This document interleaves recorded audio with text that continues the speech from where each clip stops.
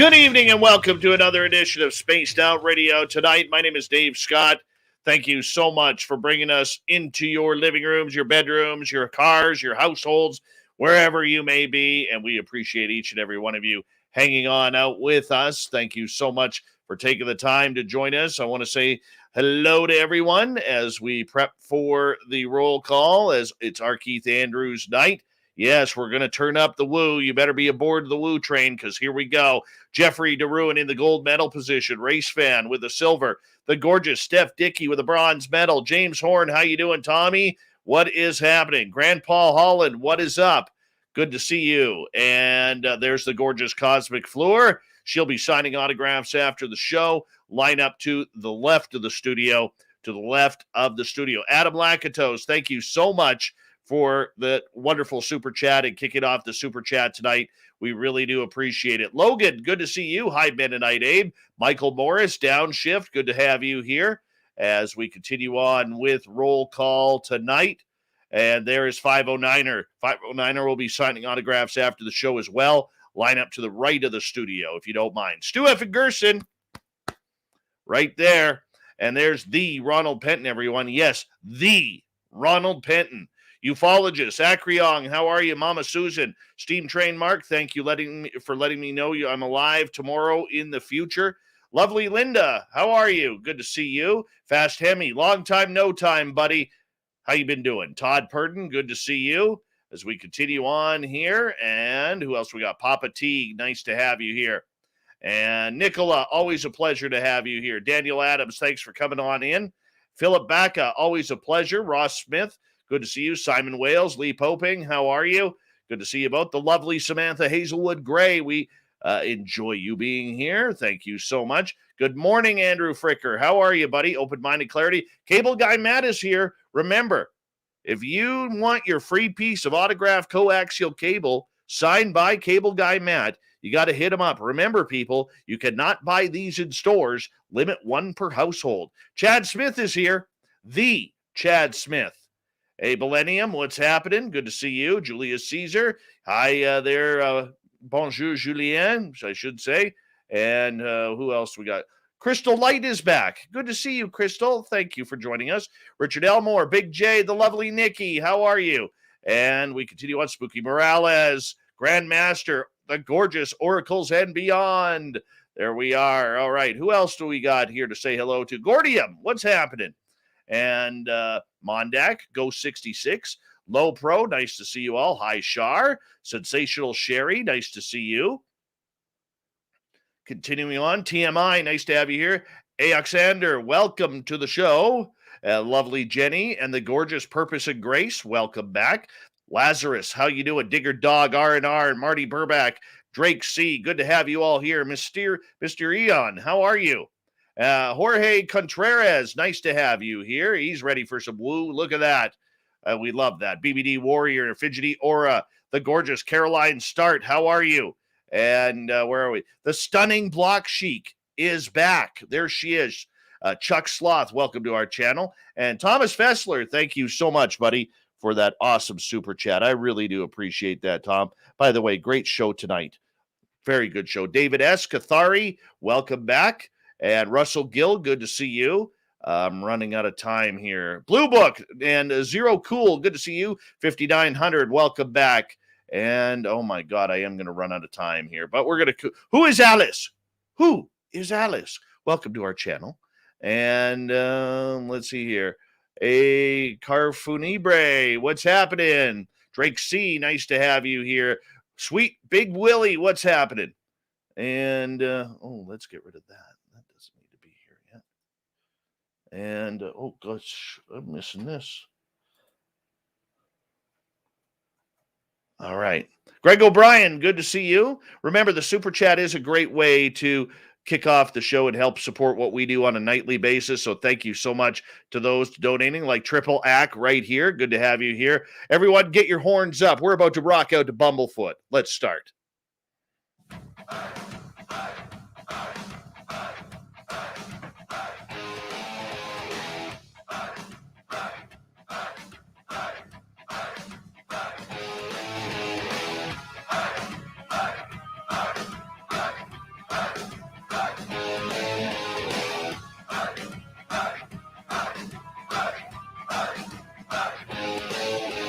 From the mountains of central British Columbia to you listening around the world, this, my friends, is Spaced Out Radio. I am your host, Dave Scott, sitting in the captain's chair of SOR headquarters. We welcome you to tonight's show on our terrestrial affiliates around North America, digitally on TalkStream Live, Revolution Radio, and KPNL. All of our archives are free. Go to youtube.com/Spaced Out Radio. Do me the favor, hit that subscribe button. You can follow us on Twitter at Spaced Out Radio and on Instagram, Spaced Out Radio Show. Our website is spacedoutradio.com. We have a plethora of features for you. Rock out to Bumblefoot. Read up on Shirky Poo's Newswire. And check out our swag as well. Tonight's show is brought to you by Chive Charities. Help make the world 10% happier by visiting Chive Charities today. You can find them on our website. It is that time once again, as near the beginning of each month, all we talk about is extraterrestrials and UFOs with this guy. Yes, he is the captain of the Woo train. We call him R Keith Andrews. He is our R Keith Andrews, I should say, and this is the ET Connection. Keith is a lifelong experiencer who now helps counsel those who have their own ET contact or abduction experiences themselves. And of course, you can find him on YouTube and on Facebook at Inner Voice Enterprises and R Keith Andrews. My man Keith, how you doing, buddy? Good to see you. Just great, thanks. How's yourself? I am okay. I am breathing, which is nice. I am nice start. Losing weight, which is nice. I am, honestly, I was late for work this morning because I was literally caught up looking at my hair in the mirror this morning. So good. Yeah. See, I never have that problem. I just don't look at myself in the mirror. I'll tell you, your mutton chops are looking fantastic, though. They got to be sticking out 3 inches at least. Something like that. There's the jawline there. That is beautiful. And they come down, so yeah, they're close to it, I suspect. Right on. I love it. Love it. Keith, you're somebody who we're always having different people hearing you for the first time on terrestrial and digital. And you know what? You're a little bit of an anomaly because there's not a lot of people like you out there who have had lifelong experiences and have been shown by a number of extraterrestrial species what is actually going on in this strange universe of ours and the universes beyond ours. So let's get people knowing you about your story. A quick summary about who you are. Well, in a nutshell, I had my first run-in with them literally the day I was born. I was not, people that tell you that you don't, that, birth is wonderful, do not remember their birth. I literally remember coming down the birth canal, ended up in an incubator, and decided that wasn't a fun job. So I decided I was leaving. That day was when I first ran into the council at 12, and my first run-ins with off-worlders, and was promptly told that I had to come back. Right. So I've been dealing with the off-worlders. Like I split aliens into 2 groups.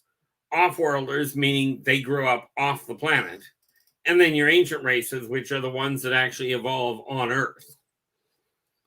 So I've been dealing with them, amongst other things, since day one. My first real close contact with them, my first positive close contact was at 5 years old in a military base dealing with the MyLab laboratories.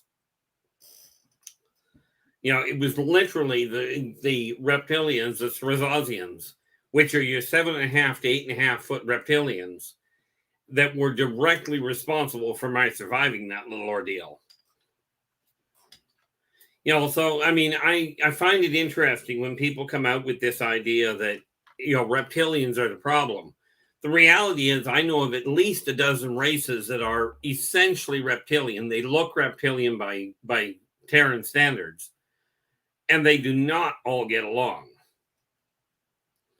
So I started off with abductions at the hands of the Talon, which are an ant-like race that happen to also be web spinners. Them I still have trouble with. And then from there, it went from abductions to contacts, and now I end up consulting with them sometimes more often than I do with humans. For you, you've had a tough life. And I don't think a lot of people quite understand. And I will say this. I mean, outside of this show, you and I are friends, and I feel very protective of our friendship because I absolutely love and adore you as someone important in my life. And but for you, you had a tough life growing up. You were a military brat. You were a someone who was dealing with your own extraterrestrial and strange experiences. It's hard to have a childhood through there. It's hard to forge relationships. It forms a very introverted life. And yet here you are publicly talking about all of these weird and strange experiences that you have that, for lack of a better term, there's some people out there who bully you because they do not understand what you've gone through and the experiences you've had. What's it like continually battling the idea that you're making up all of these stories? Well, it gets really complicated, especially when you look at the rest of what goes on around me. But you get to a certain point where you're like, okay, look, I'm not here to prove what I'm going through. Because as it was put to me one day, for the people that believe it, no proof is required. For the people that don't, almost no proof is possible. So you reach a point where you're just looking at it going, I'm not here to prove to anybody. I'm here to help people get an understanding of what they're going through. Now, of course, the fact that I've been through a lot of it gives me that hands-on approach where I can say, been there, done that, know what you're going through firsthand, which makes it easier for some people. But am I able to prove it? No. You and I had that little complication where somebody caught me on a really bad day one day a few months back and asked why he should believe what I was saying. My response was admittedly, socially, or at least professionally, a little, shall we say, off kilter. It was different from you. It was actually nice to see. It really was. Well, Keith there, I thought he was going to cross check someone in the teeth there, but that's okay. That's okay. But for you though, how do you? I already know the answer to this, but I'm asking on behalf of the audience. How do you deflect the negativity that comes your way with people who are refusing to kind of take your word for what you're up to? I've reached a point in my life where it's actually relatively easy. Somebody will go, oh, you're just making it up. And I'll look at them and go, okay. Because the reality of it is, I've been dealing with abductions and off-worlders and ancient races since I was born. I started playing Dungeons and Dragons, right, when I was 13. And of course, the metaphysical field came into play as far as consulting people on their life, where it was going when I was 10. And now I'm a published author in 5 different genres. So there's no question that my imagination is huge. And what I ended up having to tell people on occasion is I've got all that going on. So the question is, does the writing come from the knowledge, or does the knowledge come from the writing? And with the number of people that I've had corroborate what I've done, what I've gone through, I just came to the conclusion that I just don't try and convince people of it. As it was told to me by an extremely intelligent individual one day, lack of proof of existence is not proof of non-existence. I ended up in a conversation with a person one day, because I was in another chat room and I was just listening to the show, and the guy had claimed that he was a alien technology specialist. And somebody in the chat room asked him, why is it that we see the small ships, but nobody ever seems to see the big ones? Long story short, the guy left the thing hang for a good 15, 20 seconds. And then he comes back with, I don't know. Well, at that point, I figured, okay, I got to say something, because it was a legitimate question. And literally what I told the person, what I typed into the chat room was, well, once you understand the oscillatory densification of the tri-transspatial equipolarity, It's easy to comprehend. And the woman writes back, she goes, is that even a word? I said, yeah, it's not common, but the long and the short of it was, after an hour and a half, 2 hours in private chat with her, I found out that, first of all, she already had a master's in rocketry and astrophysics. And what I was talking about, they barely touched the surface of. Wow. Well, this is a different type of show that we do. If you're listening in for the first time, this is a show where we will take questions from the audience right off the bat. It is very audience oriented. And if you have any questions in our chat rooms or on Twitter at hashtag Spaced Out Radio, please put them in capital letters and I will pass them on to Keith. Over at our Spreaker chat, Keith, Paladin 2012 has a question.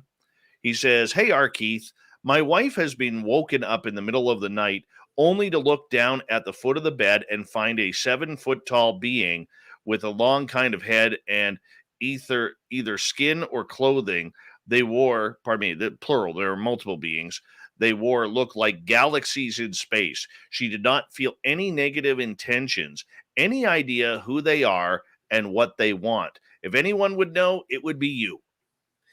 In all likelihood, she was dealing with Pleiadians, but it was likely, if it was true Pleiadians, the odds are she was looking at a holographic display. Primarily because true Pleiadians cannot be on Earth; they can't survive. I mean, with that kind of a description, there's a few that it could fit into. But if there's no sense of negativity, no sense of panic or anything, that's who you're likely looking at. And that being said, not to raise alarms, because with them, there's really nothing to fear. But the odds are that they're just setting up to make contact.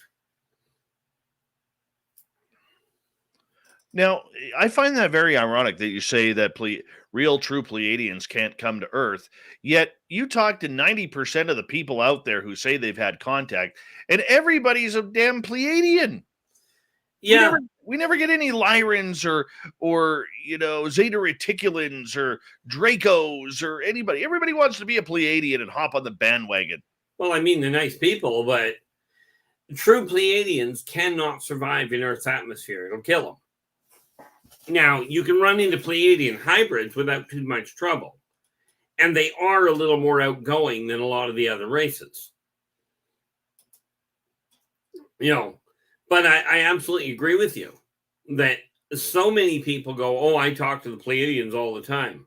Well, in my experience, no, but that's just my experience. All right, let's move on to Russell. Green mantids, are they good? And their connection to the military, please? Well, that depends on your definition of good. Are they in contact with the military? The answer is yes. But understand, the green mantis, they want to know what mankind has in the way of military technology. They are not trading military with them. Right. But the mantis race on a whole, the only thing stopping them from actually taking out Earth is because the consortium would blow up their homeworld and their secondary world and their tertiary one. Kind of a real deterrent for trying to invade. Where do they come from? If you're meaning the name of the planet, that I honestly don't know. Of course, they could have been facetious and they come from their parents. But, Keith, how many different species of extraterrestrial live in our solar system? Oh, heavens. As far as native goes, let's see. You've got the Martokians, the Venusians, the Mobians. Then you've got you're probably looking at 2 or 3 dozen races. Just on a rough gauge. Many of them come here on a regular basis, and there are more that have what's the word I'm looking for? That have not footholds, But outposts, that's the word I'm looking for. There's a lot more that have outposts either on Earth or in the solar system than there are that actually have actual colonization here. All right, let's move on. Jeremy is asking, are different blood types more prone to contact? Absolutely not, from my experience. Different blood types are picked up for different reasons and by different races. But it doesn't seem to have a whole lot of bearing on what your blood type is to make you more targeted or less targeted. Uncle Dale and his power stash from Texas. Is that a Dark Tower model on the top shelf behind you, Keith? Now, that is an excellent... Oh, no, that's a lighthouse. Give me half a second, I'll show you. I don't know if he means the lighthouse. I don't know if he does either, but the only thing I'm thinking of, the only one I know of, would be this. What? Maybe it was the computer tower. Ask me if it was that thing. Well, I got to get scrolled down in the chat room first. Oh, okay. I'm not there yet. Okay. But yeah, that's the only tower I know of that I've got back there. All right. Well, let's move on to another question, and I'll find out from Uncle Dale. Okay. You never know if it's Uncle Dale or his power stash that's asking the questions. David here is asking, what would you say about small creatures who visit my room at night? They are very hairy, golden brown fur, about 4 times the size of a house cat. About 4 times the size of a house cat? Isn't that those Ewok type looking things? Almost, by the sounds of it. You might be dealing with Kinlar. You know, I mean, Kinlar basically look like rats, but they are about 3 feet tall. They're an interesting race, but boy, are they vicious. What's up with them? What's with the attitude? They have an idea that, number one, they want recognition for a kill. If they're hunting, they will kill their own people so they get recognition for taking whatever they're hunting. You know, needless to say, this means they're not really good people to take to the battlefield with you. You know, makes sense. All right, let's continue on here. Logan wants to know, who or what is occupying the moon? Is that an outpost you speak of? No, that would be a trading post. Or a way station, if you will, and who and what would be more the question. But basically, if you really want to get an idea, take a look at the original at Star Wars when they show that bar on Tatooine, and you get that massive mix of different races. Same idea, just they're not all the same. They're not all those races. All right. Greg is wondering, can they, the aliens, touch my camera through the fence? Well, not knowing what the fence is he's referring to, I don't know. Yes. You know, it may be a terminology problem. All right. Yes, it was the lighthouse that Uncle Dale and his power stash were wondering about. Oh, okay. All right. Purpose and Grace would like to know, do we have anything beneficial to offer aliens? Absolutely. Mankind is one of those rare races that has a curiosity streak that is absolutely unstoppable. And humans are the only race that actually has, they are one of 2 races that have absolute access to what humans call 0-point energy. In other words, the ability to manipulate matter on the physical plane if they get out of their own way. Okay, but that requires being centered with yourself, and that's not being self-centered. Right. It literally boils down to believing it's possible and then focusing on that. The only other race that actually can do that are the Mobians. And frankly, they originated on Earth. The problem is that mankind right now is a very volatile, very fear-based race, which is why a lot of what they're capable of doing, they don't do. All right, let's move on here. Jeremy is asking, watch something on large crystal mines in Mexico. Are ETs mining crystals? Oh, heavens no. The ones you're talking about in New Mexico, those are Vulcans. That's a nesting ground. In Mexico, not New Mexico. Oh, sorry. The big underground crystal mine or crystal caves that you see, right? 90% of those are literally, like, some of them are just crystals, but Vulcans, which are a crystalline race, come here to nest, very much like sea turtles go to different places to nest.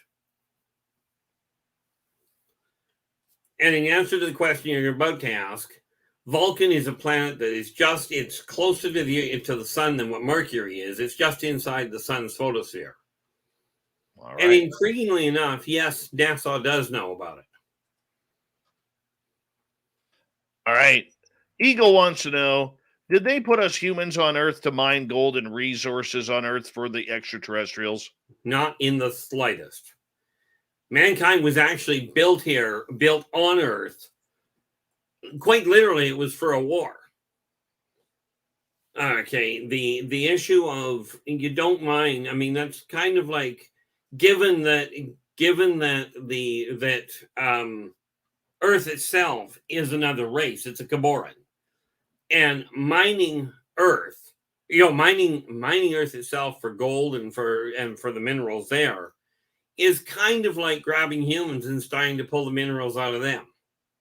It's just not very polite. Okay, one more question before we go to break here. We only got 40 seconds. Do 36 races of aliens all use generally the same craft, or are all of their craft different in looks or operation? Quite often you'll find a lot of them are similar, but no, ultimately each race that have ships do have their own designs. All right. On that note, Keith, I'm going to get you to hold on right there because we are going to go to break here at the bottom of the hour. R Keith Andrews of the ET Connection comes in near the beginning of each month to teach us all about the alien woo that is out there. So come ride the woo train with us. It's always a good time with Keith, who is based out of Kelowna, British Columbia. Lifelong experience here. We'll take more audience questions and let you direct the show the way we always do with Keith. More Spaced Out Radio when we continue right after this.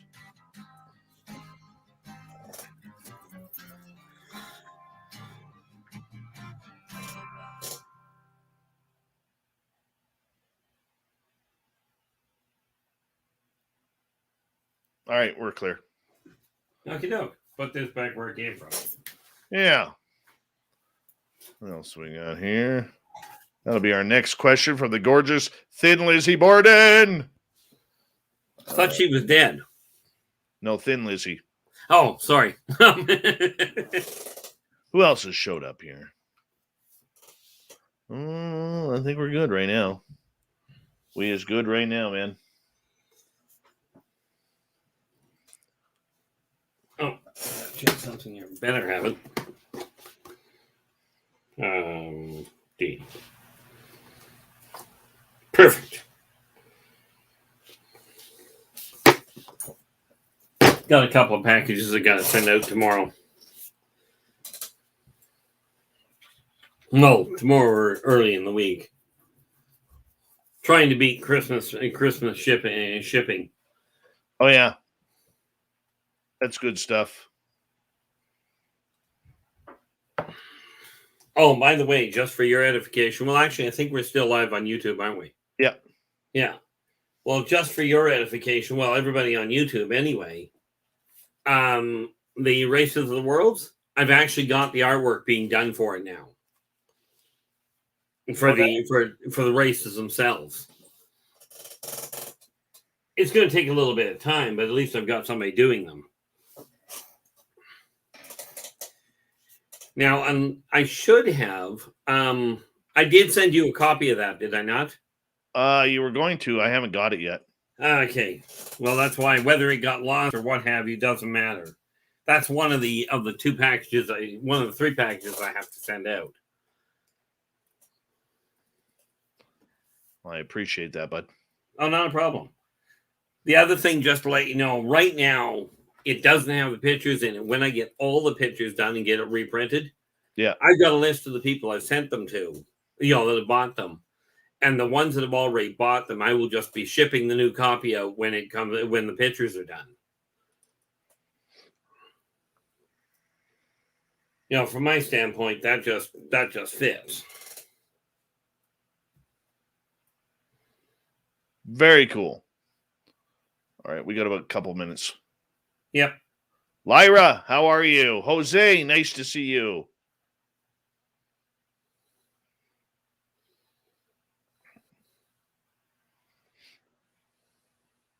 Mm-hmm.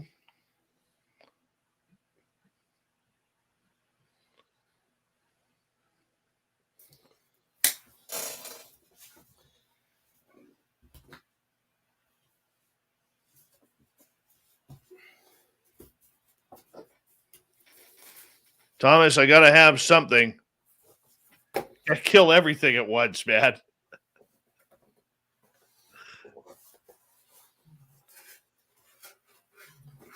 Please tell me that's big enough. See this funny little box here, Dave? Yeah. This is yours. Oh, well, thank you. Don't worry, there'll be something in it when I get finished. Adam, it's orange ice.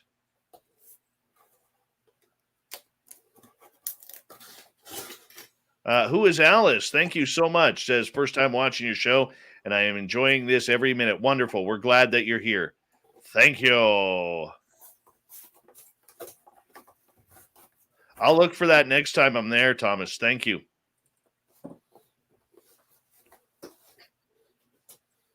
About 90 seconds, Keith. Yep, not a problem. I'm not exactly going far. I know. I just figured I was here. I might just well get this done while I was thinking of it.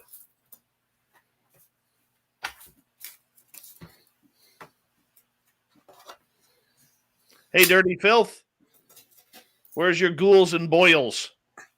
And your foyer?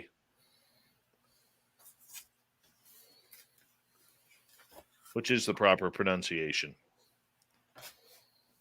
All right, I want to say a big thank you so far to Jeremy, Spooky, Mennonite Abe, Triple Ack, Thomas and Adam for the amazing super chats. It's a great way to support what we do on a nightly basis. Remember to give us a thumbs down, thumbs up, thumbs sideways, whatever it may be that you feel we deserve. And if you're new here, do us a favor, hit that subscribe button, ring the bell. We are here 7 days a week for your listening pleasure. So thank you, each and every one of you, for coming on in.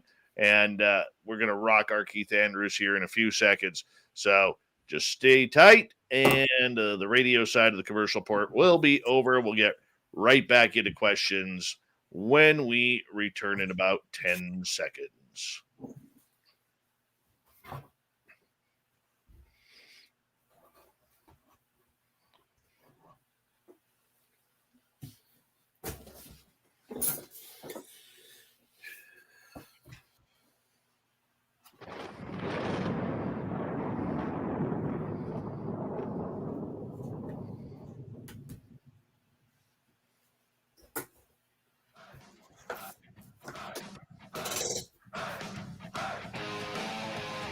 Second half hour of Spaced Out Radio is underway.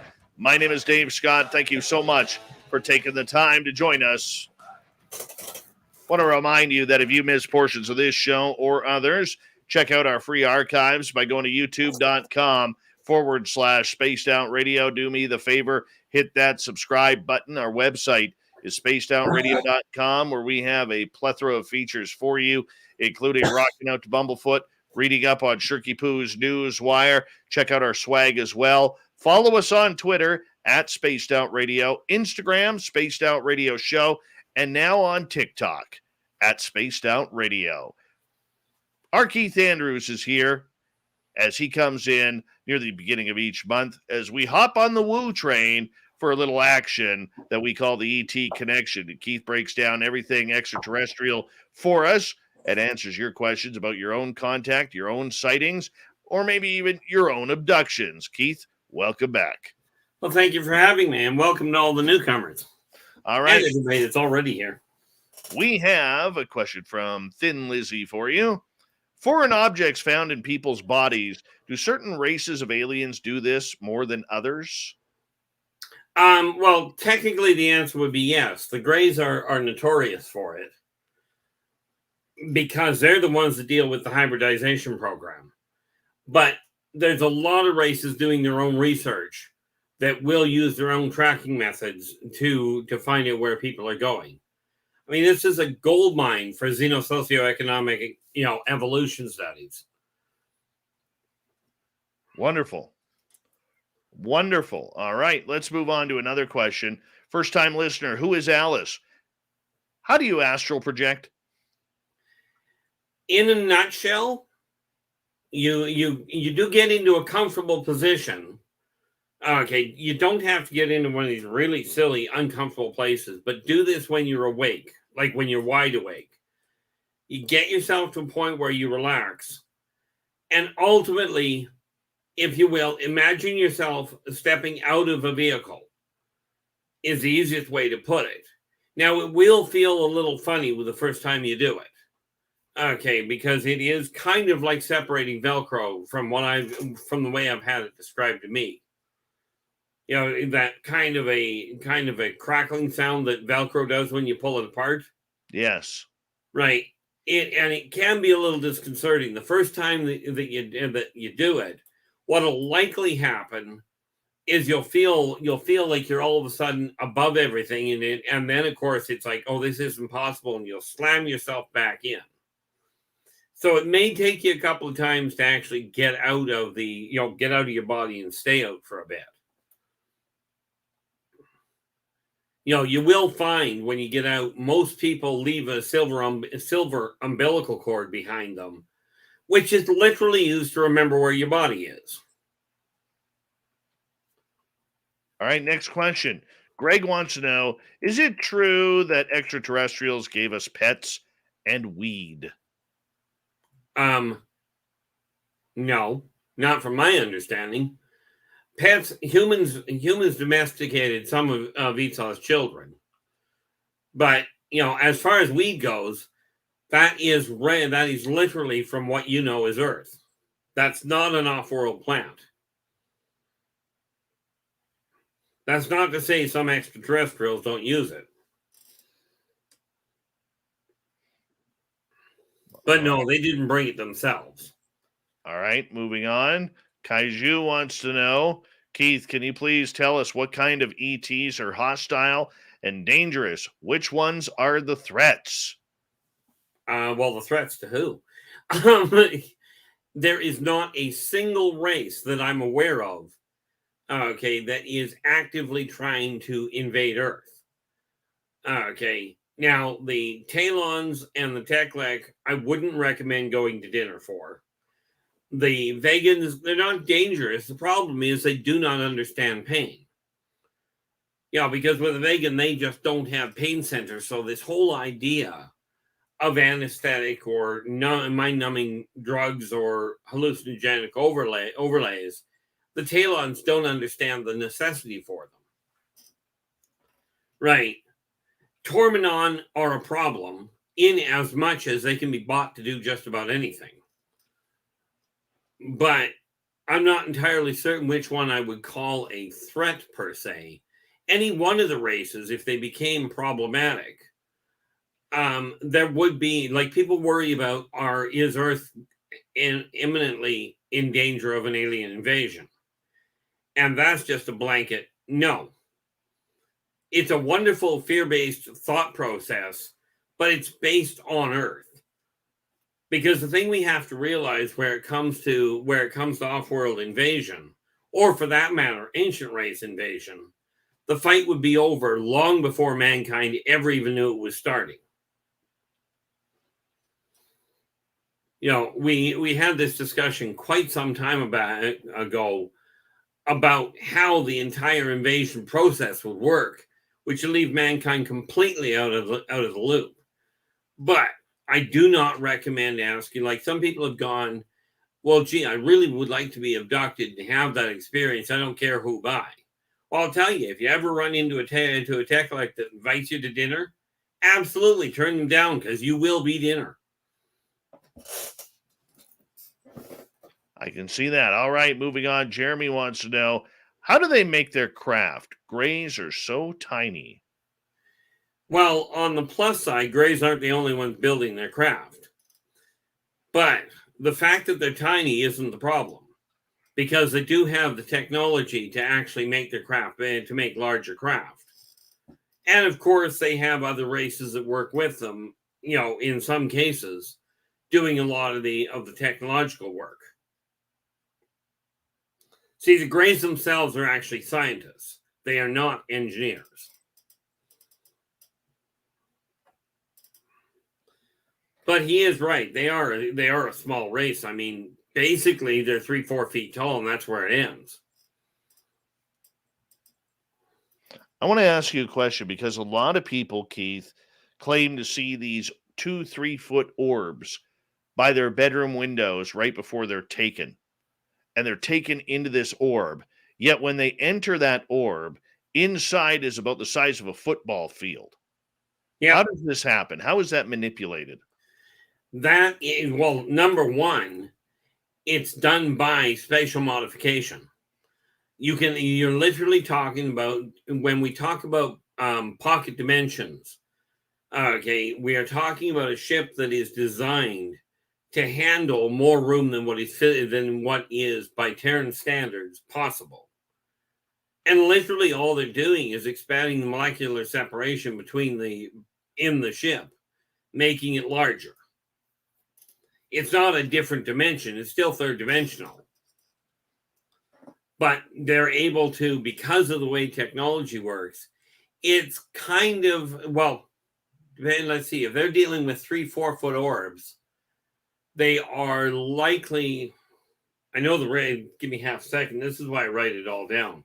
We're talking the geckoids, which are a little reptilian race. I just need to figure out what the actual name is again, which is why I write this stuff down. And there we are. There we are, the Zotar. They're just little guys. Geckos themselves, the Zotar, are only, quite frankly, they themselves are only, 6 to 8 inches tall. But their ships, because they actually deal with a few other ancient races, they quite literally are able to do what humans would call actual magic. The other races that build these ships for them literally use what humans would classify as true magic to create a space inside that orb that will hold a lot more room, that will hold a lot more stuff than what the physical dimensions would look like.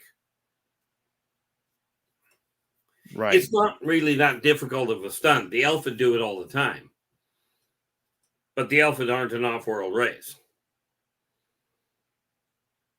All right, let's move on to another one here.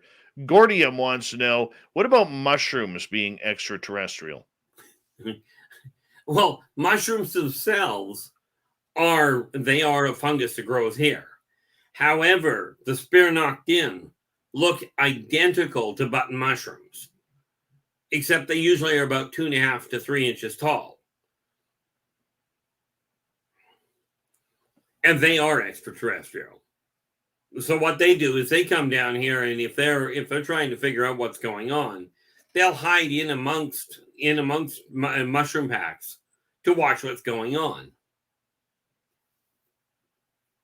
But mushrooms themselves are actually they evolved here. What on this planet then is, never mind the technology side of everything, but just naturally that is formed here, it comes from out there? Well, we can safely say Moldavite does. Many of the, especially on the crystal caves, The crystal caves are literally nesting grounds for the Vulcans. Okay. There are many of the elementals that don't exactly come from out there as, how do you put it? They're not Terran, but they jump between planets depending on what's going on. But elementals are a strange race. Never shake hands with a fire elemental. Just a bad idea. As I'm sure you can imagine why. If you take a look at the Chupacabra, it wasn't ever belonging here. They've got a few of them on the planet that simply got away. They are former pets. All right. Those are some of the obvious ones. And of course, there are Arboreans that are not from here. Trees themselves are from here. But the Arboreans, when they got here, they're actually an ancient race. If you go down to, I think it's actually Borneo, they've got something down there called a walking tree, where they're actual physical trees that they will walk. They just walk extremely slowly. All right. Lopro is asking, do any extraterrestrials have pets? Absolutely. When you take a look at the Maldocs, you do not want to see what their pets. Their pets many times make the Maldocs look calm. Okay. There is a common factor there with the Maldoc. The closest thing that somebody's configured is, if you watch the show Predator, that is a stylized version of the Maldoc. And some of their pets have the same expandable jaw, which makes it a very violent place to live.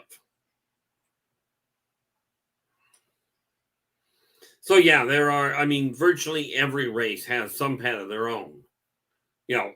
Depending on what the race is will determine what type of pets they're dealing with. Even Greys have pets. Which are, in most cases with the Greys, their pets more often than not are domesticated plants. And yes, I did say domesticated plants. Very interesting. Very interesting. Kaiju wants to know, do you believe ETs killed the dinosaurs to make way for us to be created by them? No. Dinosaurs themselves evolved. Some dinosaurs evolved into other races, but dinosaurs themselves simply evolved into something else. In most cases, birds. But the ETs had nothing to do with it. That was just a natural, that was just a natural evolutionary thing. Next question comes from Majdi. What about their food? How do they eat and obtain nutrition? Well, that depends entirely on which ones we're talking about. Okay. Most of them eat normally, right? Most of them are that way inclined. If you take a look at the Vecnae, they literally will crush their prey until it's nothing but blood. Blood and liquid food, basically. If you look at the Spironoctian, they clean up the bits and pieces. They will walk over top of their food, and their mouth is actually centered between their inside, sort of, at the top of their four legs. And then of course many of the true humanoid looking ones do happen to be. Many of the true humanoid ones are, what's the word I'm looking for? They literally eat through their mouth. It's just plain normal from their standpoint. I figure while I'm sitting here, I might as well open up that other neat little book I've got. The other one I'm working on. because there's another race that literally, and I just forget the name offhand, I can find it easy enough, but they literally will grab hold of whatever it is they want to eat, and their stomach evolves out of their forearm to wrap around and dissolve whatever they're wanting to eat. All right. Paladin wants to know, do the Pleiadians work alone, or are they just part of the Galactic Consortium? No, they definitely work alone. Well, I shouldn't say they work alone. Quite often they will work with the Greys and they'll work with the Nords. They are members of the consortium, but they have their own agenda, if you will. Pleiadians are true neutral. They're very neutral, very non-prejudice healers. If somebody's in trouble, they're the ones that will step in, if at all possible. And given that they're not overstepping bounds, to literally open doors. To literally, help people out, do the healing work, if you will. They're your intergalactic doctors. And they don't care who you are. As long as you're treating them properly, they'll help put you back together. All right, let's get to another question. Thin Lizzie is asking, what are your thoughts about octopus having ET origins? Oh, octopus are pets that got away. A lot of the time, the Udina actually have octopodal pets, many of which end up here. But the octopus itself, from a genetic standpoint, my understanding is they evolved here, but because of the appearance of the Udina, they look very similar. And there are some that are here. Digger Dog wants to know, do you have, out of any races, look like Sasquatch? That would be called the Wara. And the answer is, yeah, they look very much like the Sasquatch. Very easy to mistake. But the biggest difference between them is if you take a look at the Sasquatch, you look at their head, the top of the Sasquatch head is rounded. The top of the Waran head is more squared off. But they look very similar, have a very similar gait. The biggest difference really is their temperament. Philip wants to know, are bodies of water used by craft for any reason? Absolutely. Bodies of water are used to conceal craft when you're entering underground complexes, because humans haven't figured out how to operate it that way yet. Many of the ships will run off of a what humans would call hydroelectric, just far more efficient. They literally will collect up water and utilize it as a power source. But they are not here to wipe out Earth's oceans. That would be akin to somebody blowing up a gas station that they're trying to use for getting gas. Interesting. All right. Zochito wants to know, are the trumpet-like sounds that come from the sky ET related? I've heard it twice. Actually, they're not ET related so much as ancient race related. Those trumpet-like sounds that you're hearing, more often than not, are coming from the dwarvish race underground.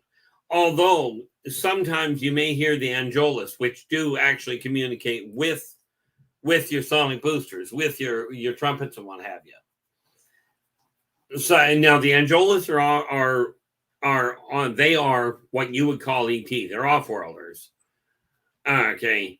The dwarvish race evolved here. Well, in all fairness, they were created here.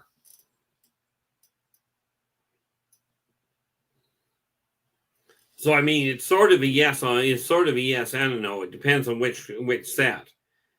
If you're talking about something that sounds like communication, odds are you're dealing with an Angelus, which would be a yes. But if all you're hearing is what sounds more like an echoing rumble, odds are that's coming from the dwarvish race moving things into position.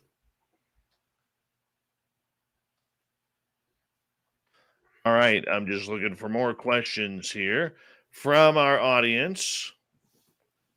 And let's see what we got here for you. Sea monsters. Any Lake Superior connection? Is Ogopogo in Extraterrestrial? You live by Ogopogo. Yeah, and I've actually seen Ogopogo. And no, Ogopogo is a terrestrial dinosaur. Now, can I prove it? No, somebody else gets to do the proving. But what I saw looks very much like it's a long neck plesiosaur. Which, yes, I know was supposed to be extinct about 120 million years ago, but hey, who's counting? What do you think a lot of these lake monsters, sea monsters are? A lot of them are frankly dinosaurs that people haven't been aware of, haven't realized how they were doing it. You know, and we got to understand that lakes are a lot deeper in most cases than people realize. The other thing you got to remember, especially with the deep water ones, many deep water creatures, because of the way they're built, because of the way they evolved, are almost invisible to the human eye.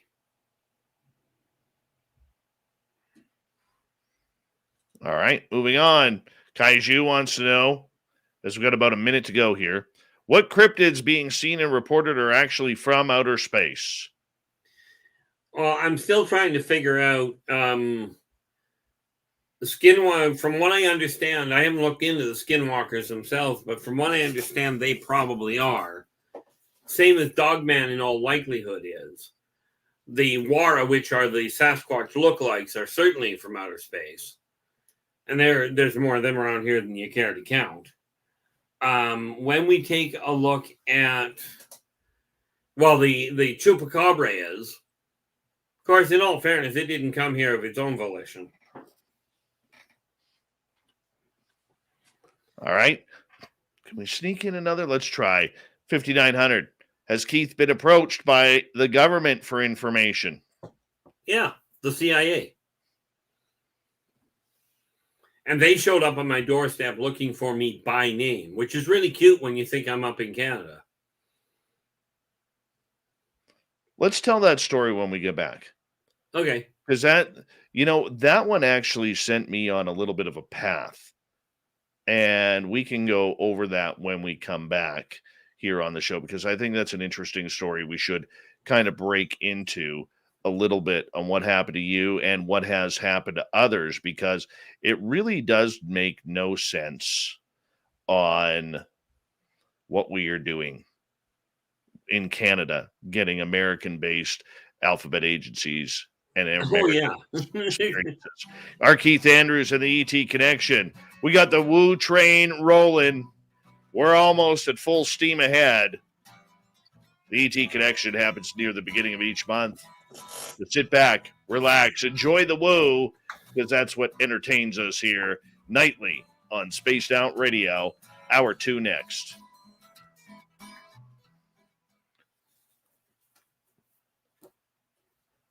Bigfoot, Michigan Rob, thank you for that awesome super chat. Really appreciate that, along with Awesome Cat Chaser, Jeremy, Spooky, Mennonite Abe, Triple Act, Thomas, and Adam. Thank you so much for hanging on out with us. Really appreciate it. Hi, Sandra. Hi, Sandra. Hi, Sandra. All right. Next question will come from, let's see, where can I base it on? Right there. Low Pro, it'll be yours. So that's where I know where to start. And who else is here? All right. Anybody else joining us here?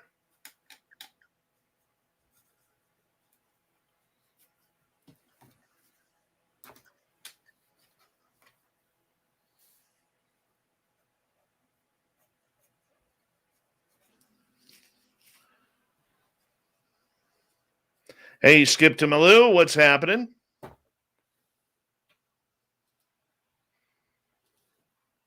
Hey, would you look at that?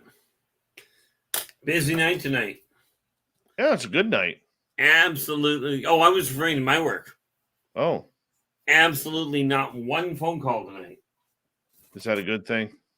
Well, the fact that I get paid for it, whether I do anything or not. They're a mixed bag on that one.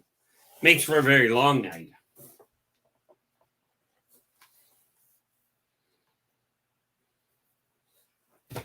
But it's been a heck of a night tonight so far. I love the questions coming in. Oh, yeah.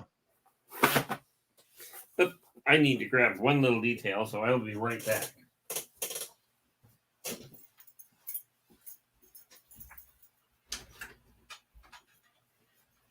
How's it going, Kenneth? Good, how are you? I'm trying to keep it up. We are on you. I can tell. Why up? Because I'm left. Because you told me not an hour ago. Okay, well, good. Bye. Ciao.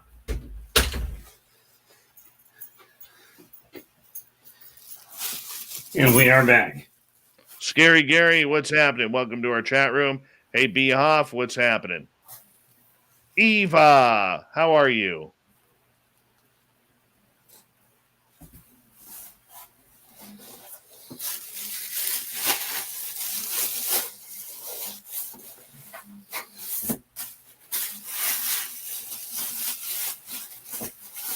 What are you doing, packing?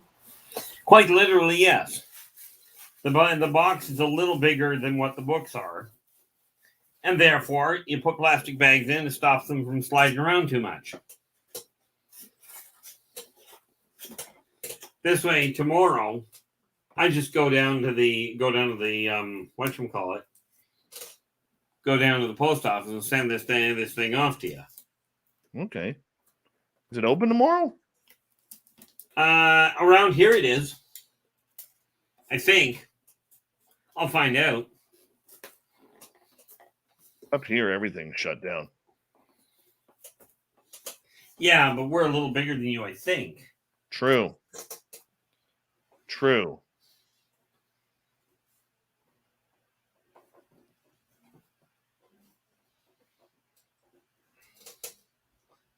Still got to put an address on that, but that's okay. I've got your address. I know where you live. Only vaguely. We got to get you up here. Yeah, well, that ain't going to happen in the middle of winter. No, next spring or something. Yeah. Next spring. Yeah, needless to say, I've become rather, to say the least, a little more reclusive than normal. We got just over 2 minutes, buddy. Yeah. No, I was actually offered a shot to go to New York and talk about my books. I told him it wasn't going to happen. Why not? I love it. Why not? Because they closed the borders, and the only way to get across the border, I'm not about to do. Oh, yeah. I hear you there. You know, for me, it's actually been a real benefit. But they did figure out a way to get the information down there. I'm just going to end up working with liaison in time. Can they do it virtually? That'll be part of the trick, because I just told them flat out I will not be, if they ever drop the boundary and the border issue, then it's possible, but without it, I won't be going. You know, but that's just personal opinion on my part. And they were quite happy with that. It's like, okay, well, we'll work around it. Oh, by the way, that race I was referring to that actually pops their stomach out of their forearm, that is the Fuente and we've already got those are in the second volume, and I've already got some of the artwork done for the second volume, but I've decided to focus primarily on getting the first one redone. Right, so I've got all the different races dealt with. Very cool. Very cool. We got about 35 seconds, buddy. Yep, not a problem.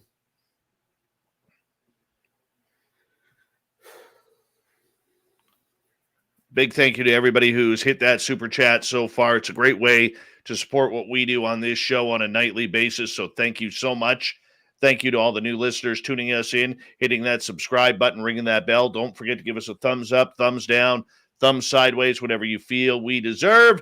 And, of course, you can do your shopping at our store on our website, spacedoutradio.com. And here we go with hour 2.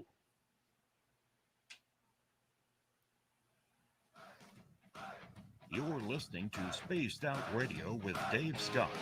Follow Dave on Twitter at Spaced Out Radio and on Facebook, Spaced Out Radio Show. Hour 2 of Spaced Out Radio is now underway. My name is Dave Scott. Thank you so much for joining us. We really do appreciate earning your listening ears wherever you are on this beautiful planet we call Earth. We want to say hello to everyone listening in on our terrestrial affiliates around North America and digitally on TalkStream Live, Revolution Radio, and KPNL. All of our archives are free. Go to youtube.com/Spaced Out Radio. Do me the favor, hit that subscribe button. The Desert Clam has set the password for tonight in the SOR Space Travelers Club. Bambosh. Bambosh is your password. Use it wisely, Space Travelers, as the Clam sets the password each and every night right here on Spaced Out Radio. Our website is spacedoutradio.com. We have a plethora of features for you, including rocking out to Bumblefoot, reading up on Shirky Poo's Newswire. Check out our swag as well. Follow us on Twitter at Spaced Out Radio, Instagram, Spaced Out Radio Show, and our new TikTok channel. We haven't got a video up yet, but soon, Spaced Out Radio. Our website, as I said, spacedoutradio.com. Tonight, we have R Keith Andrews of the ET Connection. It is all about the woo as we have boarded the woo train, answering audience questions to do with everything regarding extraterrestrials, ETs, UFOs, you name it. Yeah, he is an encyclopedia of the weird and strange. R Keith, welcome back. And thank you for having me. All right. As always, it's a pleasure. Low Pro is asking, are we the aliens to Earth? Are we actually native to this land? Humans are actually native to Earth. They literally started out here. Now they have, in all fairness, humans did colonize Mobius. So technically what we call Mobians are humans, which means they could quite easily walk around on Earth and you'd never know it. They just need to get a wardrobe makeover first. But no, humans are definitively, from my standpoint, they were created here. Really? That's what I thought too. Let's get to Witt's question. What do aliens use for money or compensation? They actually have essentially what would amount to a point system based on hours worked. In other words, if you chalk it up to 1 man hour of work gives you 1 unit of purchase power. Okay, and that is done through an entirely digital process. And yes, there is this funny little thing called dishonesty and what have you, which usually results in a disaster for the person. But they don't have physical money. There's too many variations, too many variables. Like some do use different types of money in their own races. But where the consortium is concerned, where the entire conglomeration setup is, that's done on a man-hour base. And they don't bother with, if you're a rocket scientist, you get paid more than you do if you're a dishwasher. Right? If you're a dishwasher, you put a man-hour's work in on a dishwasher, that's as important as the rocket scientist that is spending time in the engine room. All right, let's move on to another question here, Keith. This one from David. What race built the craft Bob Lazar worked on at S4 at Area 51? Well, sad to say, not knowing what craft he worked on in the first place makes it a little problematic. It was a disc-shaped model. Question. Did it have a bubble on top or a flat, or essentially a flat top? Flat. That's a gray. That's a gray scout ship. Straight out of Zeta Reticuli. It's one of their collection ships. As in, come down, pick up somebody, and take them back up to the mothership for hybridization purposes. Very cool. All right. Millennium is asking, how should we try to react when meeting ET for the first time? I would strongly recommend that you do your best to remain calm. They're used to humans reacting as in, oh my gosh, look at the size of that, or that's a weird shape. But because the ETs that do on the whole make contact, usually it's best to do your best to make the strongest effort you can to remain calm about it. Don't go into panic. If they're pulling weapons, odds are they're probably not nice people, and therefore do what you have to keep away from them, as it were. You know, the thing is, if you take a race like the Teklik, if they're coming to collect you up, I wouldn't be gambling on it, right? And because Teklik are a 3.5 to 4.5 foot reptilian, right? They look like a raptor, and they've got the appetite to match. Now, on the other hand, if you're dealing with Strazazians, which are your 7.5 to 8.5 foot reptilian, very gentle individuals, absolutely peaceful, unless you pick a fight with them, which, by the way, is a really bad idea. But on the whole, if you do your best to remain calm, you'll make a whole lot better headway with it. It'll be a lot less stressful for you. But this is why the Greys have a tendency of bringing Nordics with them. Because humans adjust to the Nordic approach easier than they do to the Greys. Nikki wants to know, do you know where the Thunderbirds live on or in Earth? In is correct. I'm presuming she's referring to the native Thunderbirds. Yeah. Yeah, that's in Earth. Right. They used to be up in the upper, in like the really tall mountains. Right. But for the most part, they stay inside the Earth at this point. All right. Right before the break, we were going to be talking about your experience with the CIA. Yes. What happened there? Well, essentially, this woman showed up on my doorstep looking for me by name. Right. And asked, she wanted to talk to me. She claimed she was just an independent researcher. She wasn't working for anybody, right? And she wanted to talk to me about UFOs. So I went, okay, well, let's go to Tim Hortons. We'll sit down and talk, right? And as you know, Dave, Tim Hortons is a coffee shop along the same lines as what Dunkin' Donuts in the States is. Yes. So we sat down there, and I put my back to the wall, which is just normal for me. And I'm sitting there, she's sitting across the table, and I looked at her before she got very far, and I said, you do realize we're being listened in on? And she starts looking around the room, really panic-stricken. It's like, who's watching us? Who is listening in? And I just shook my head, and I looked at her, and I pointed over my shoulder. I says, 2 blocks that way. Right. So she turns around and she puts her hand to her throat and she mumbled something, almost sounded like a cough, brings her hand down and goes, are we still being watched? I looked at her, I went, no, they wandered off. So we carried on with the conversation, and that lasted a couple hours. And then she wanted to get back together the following night. And so she picked me up. I told her, you want to go for coffee? Great. And she says, no, we've got to go up to this mountain. Now, I told her flat out, I don't go outside. I do not go outside much.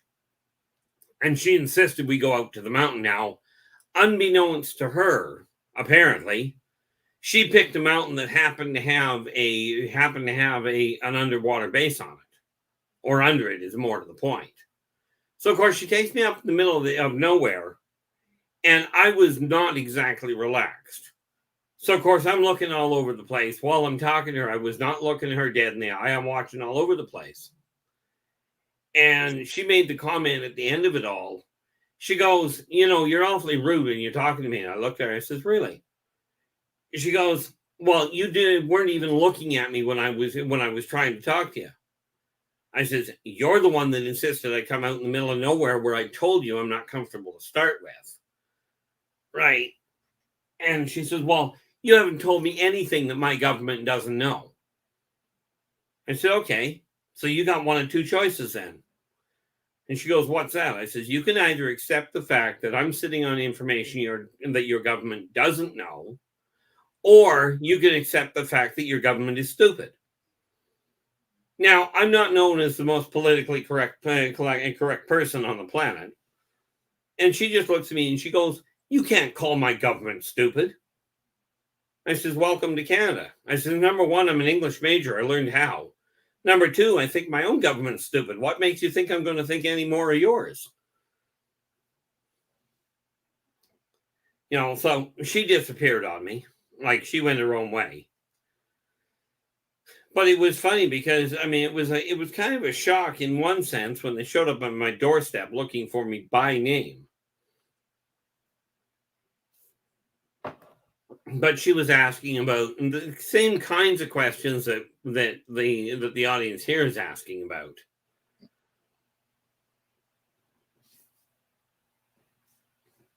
The one thing that made me intrigued about this story, Keith, is the fact that up here in Canada, where you are, where I am, we do not expect a lot of these alphabet agencies from the United States to come in and question us about this type of phenomena. Yet, we've had your encounter with the CIA. Others have stated that as well. We've had Canadian people experience my labs. We've had Canadian people experience be taken for MK Ultra. Yeah. A lot of American top secret programs, which the Canadian government, as far as we know, does not have these programs. So the more and more I put it together, the more and more I was trying to think about how are they getting the information. And that's how I came up with having a very, very interesting phone call with an RCMP officer here in Canada, in British Columbia. And that's where he told me at the end of the conversation, and I had it confirmed by one of the dispatchers here locally, that every UFO report that is reported to the RCMP immediately gets sent to headquarters in Ottawa, who immediately sends that report to NORAD in Cheyenne, Colorado. And when you fill out an RCMP report, they ask you your full name, phone number, address, date of birth, get your full information. So this is how I'm thinking a lot of the experiencers out there that aren't military connected have been tracked down for these sorts of happenings, shall we say.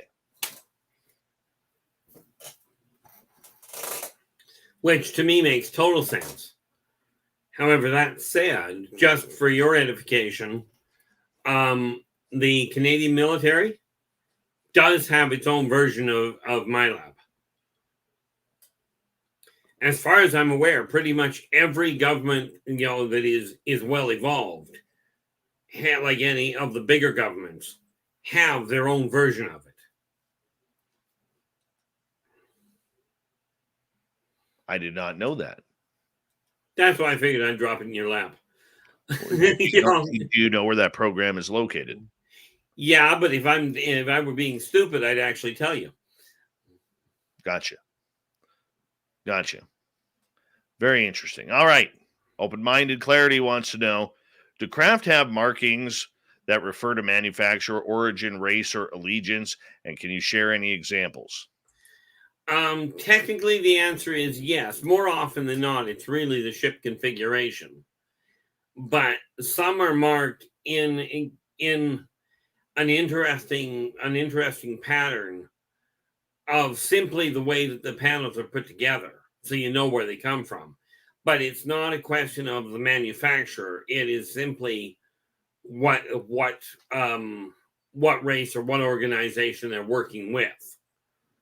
It's not done by which company built it, because with every one of the member races of the Galactic Consortium, they have a global government, meaning that industry is built by that government, by that race. That ship is built there.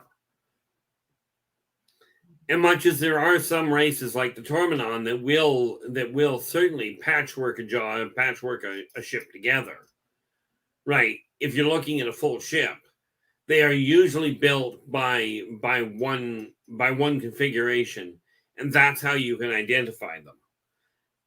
Primary example, the flat saucer that you were talking about, the traditional flying saucer. Those are your standard grays. Now, the other one that I was referring to is that saucer shape with a bubble on top. Those are Martokian. They come from literally Mars. And much as Martians are green, they are not little. They're close to the 5.5, 6 foot mark a lot of the time. They're pretty much human size. Then some of you may have seen a stadium shape in what looks like a stadium ship. Okay, very big ship. Looks almost like an old Roman stadium. Right. That's a Moldakian deep range scout ship. Okay. Then you've got your triangular shapes. The triangle ones that we see, those are straight out of the consortium itself.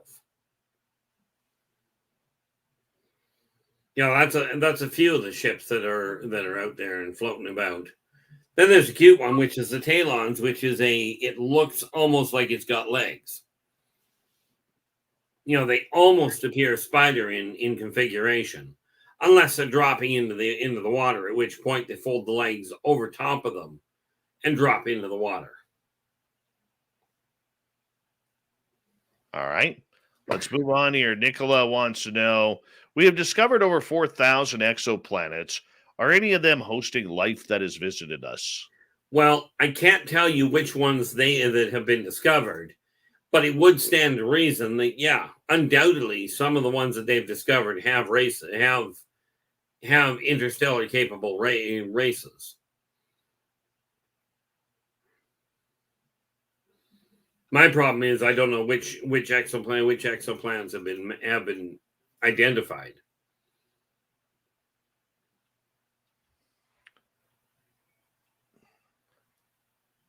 You're looking confused.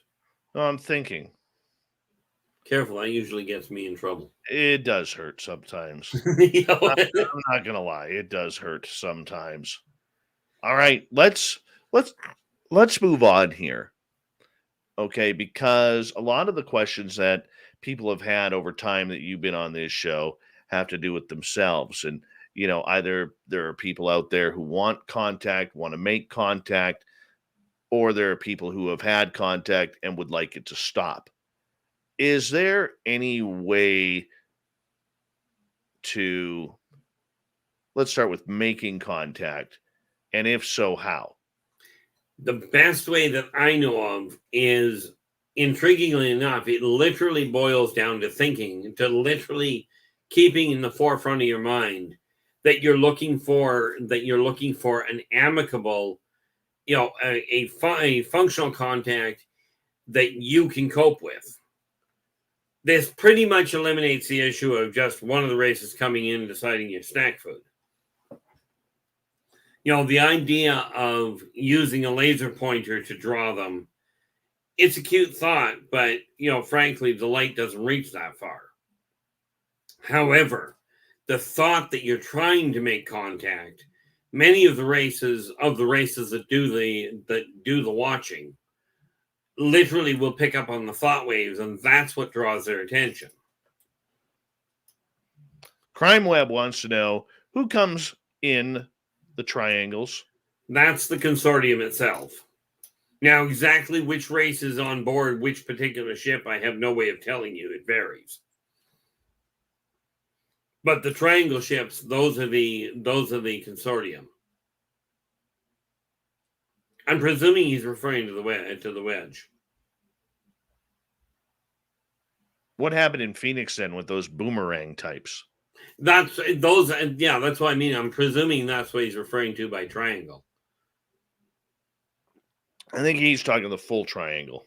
I do have that listed, but I literally have to go back through my notes to remind myself. I do have them identified.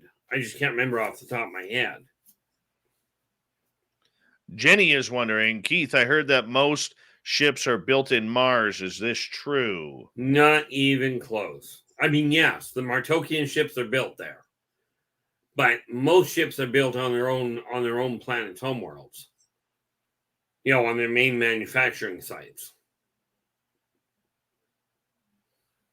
Skip to Malou wants to know, any ETs we are not allowed to look in their eyes? Well, it's not usually, well, it depends if we're talking about glancing in their eyes or trying to stare them down.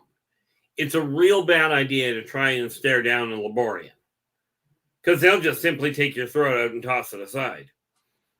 They don't take an eye-to-eye challenge very well.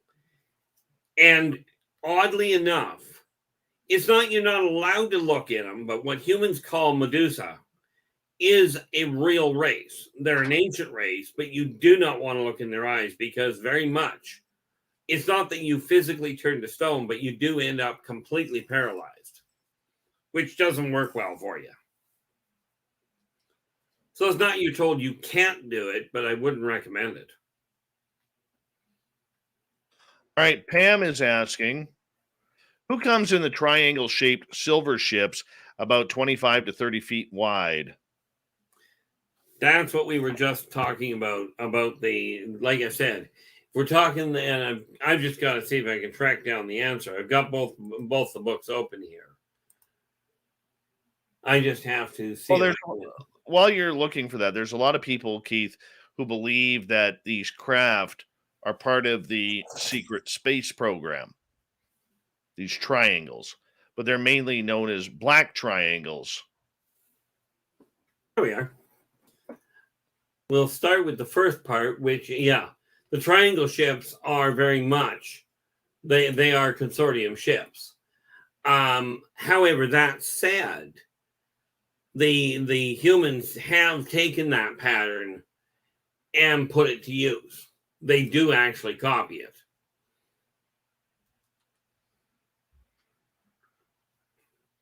The thing is that that humans use a smaller ship. If you take a look at the wedge-shaped ships, right?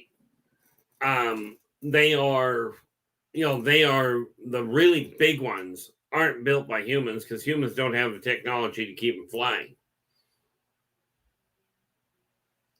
Would be the first issue you look at. Right.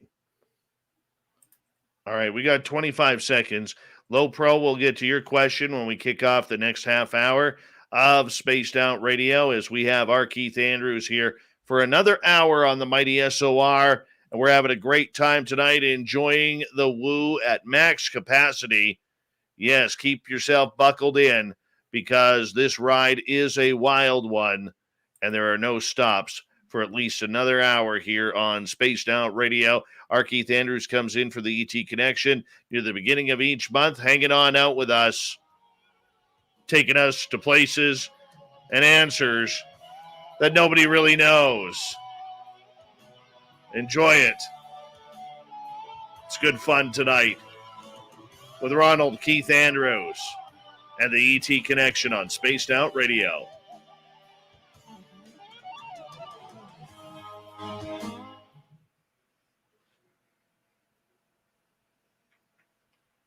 All right, Keith, we're free. Perfect. All right. I will be right back. You go, buddy.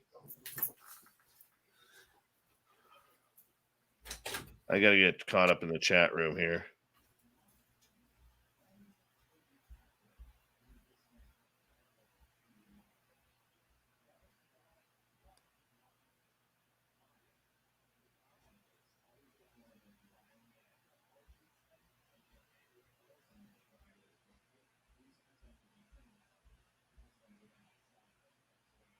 Hi, gorgeous Teresa B. Hoff. How you doing?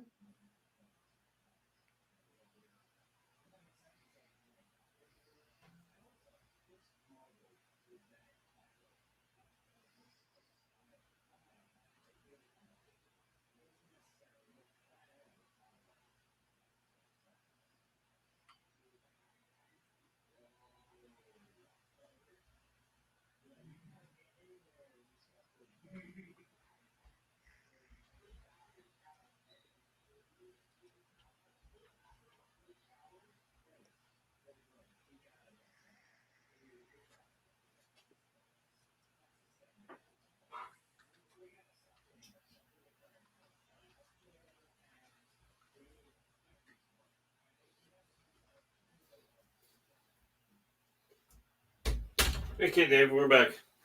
No problem.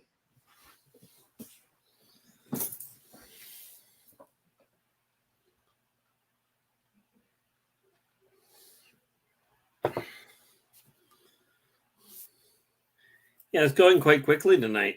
It is. It's a lot of fun tonight. It is. James Smith, how you doing? Welcome to the chat room.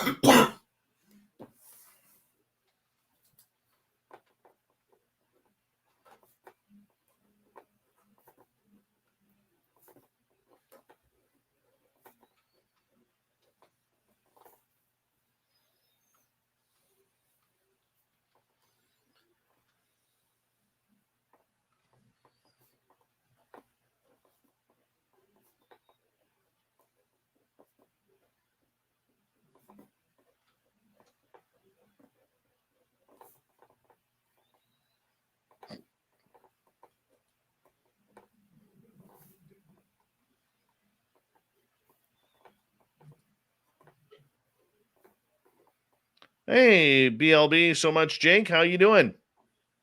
Good to see you.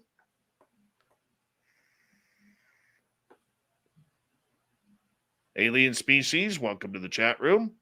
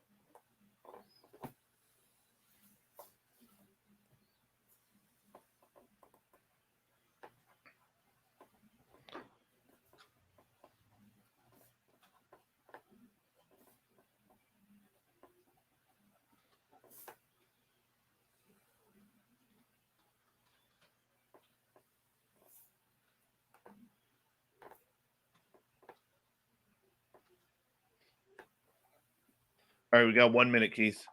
Not a problem.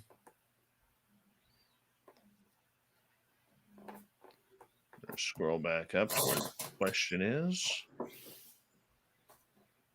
Holy cow, the chat room's moving tonight. Yeah, you know that too, eh? Yeah.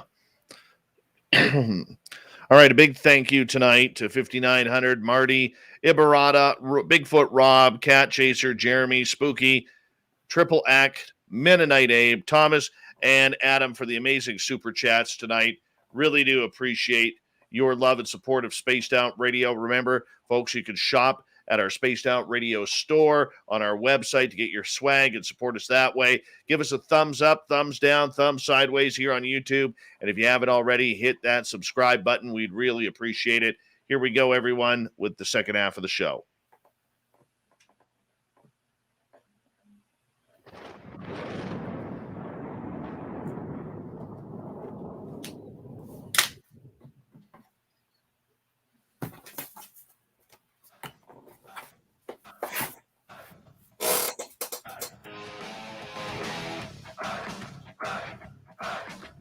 Second half of Spaced Out Radio is underway.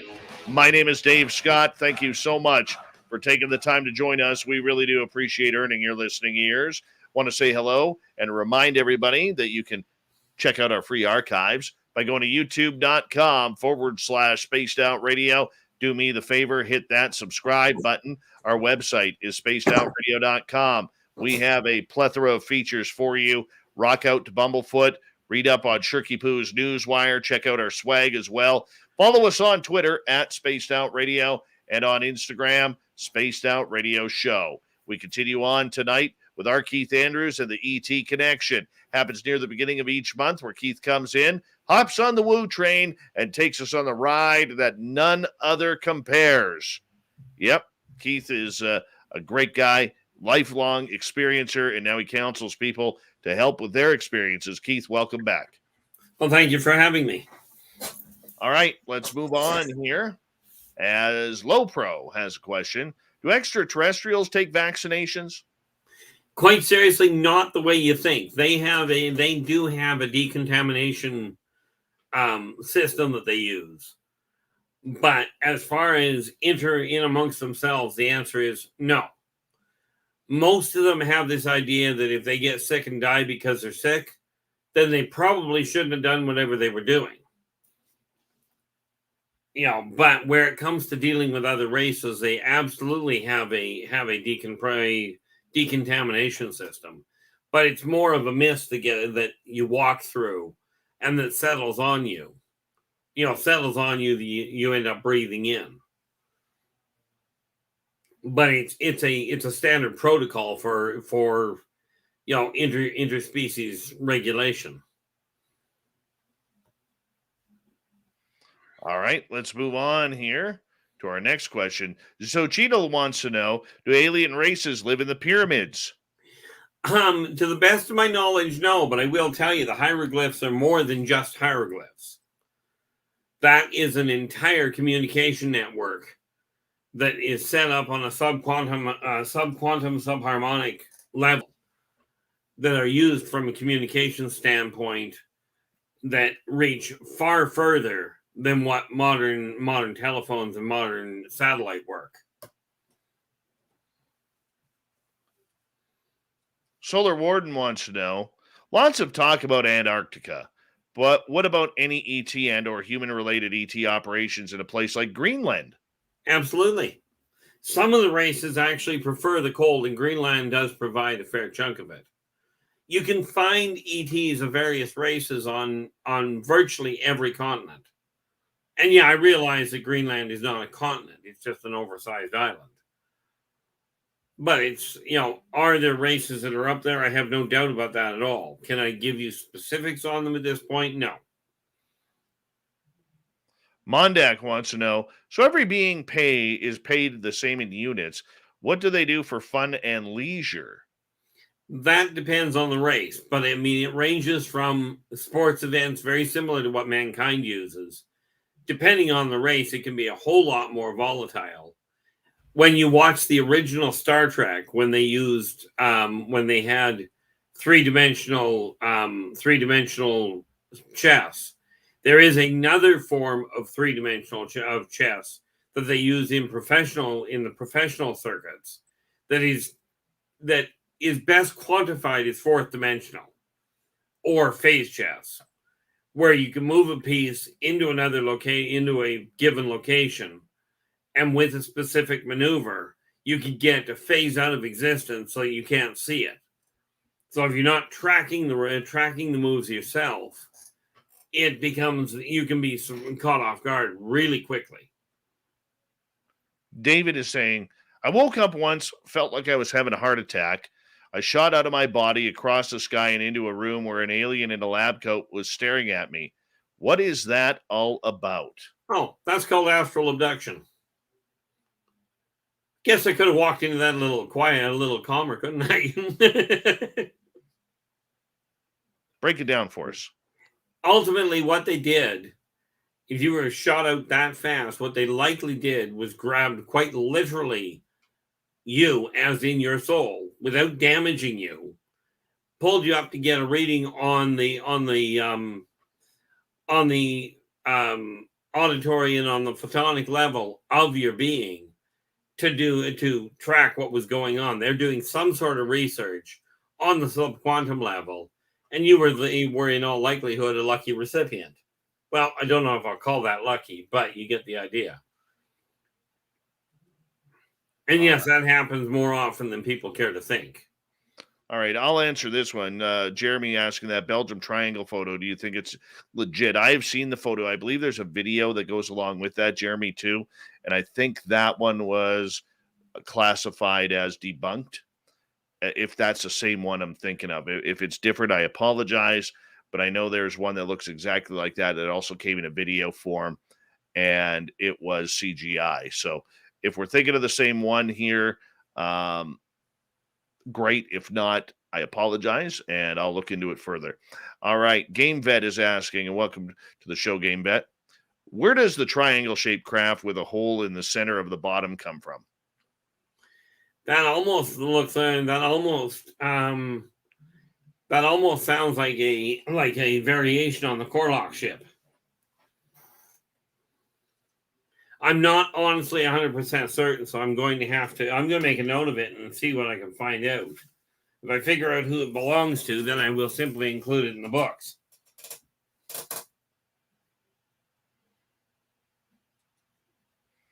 All right, let's move on.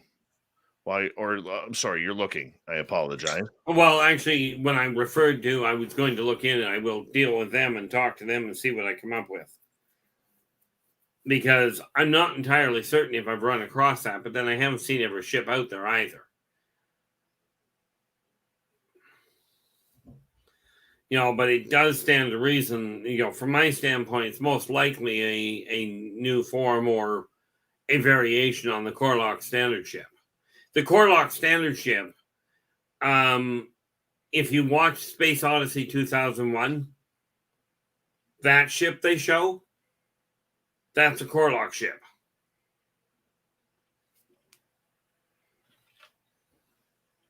Yeah, you got to think back. That was a ways ago. All right. So Cheadle is asking, is Moldavite really from space? And is it really as powerful as they say? I don't know what they say, but number one, is it really from space? The answer is yes. It's asteroid. Is it as powerful as they say? Not knowing how powerful they say it is, I can tell you, it is extremely useful. From my standpoint, I use it all the time to help me walk, which might give you an idea. Awesome. Michael is asking, witnessing is one thing, but Keith, is this all about belief or faith? Love the show. I appreciate the support. In all fairness, the witnessing side of it, where it comes to, is it about belief or faith? From my standpoint, I've had way too many cases where I've had physical side effects. Okay, to take it right out of just belief. Part of it absolutely will have to be faith for people that have not physically witnessed it themselves. Because unfortunately, coming up with absolute proof is a little problematic. Joe wants to know, can the Greys swim? How come nobody ever reports an alien swimming? Well, because the answer to the first part of the question is, not that I'm aware of. Something to do with what's in the water on their planet does not afford the idea of swimming. It's kind of like nicking yourself and jumping into the Amazon River on Earth. It's just a bad idea. So no, the Greys on the whole do not know how to swim. Okay, and the reason nobody ever tends to report alien swimming is because usually when aliens are coming to Earth, they're not coming down for recreation. And the ones that are here that swim do so far under the surface of the water that humans don't see them. I like Braslov's question. Spaced Out Radio, do you ever have SOR dreams? I could take that to a really bad direction. We're just not going to do that. Oh, my goodness. Let's just say that the show piques my interest. Pam McSee. So the small black triangle ships are probably us. What about the silver ones again?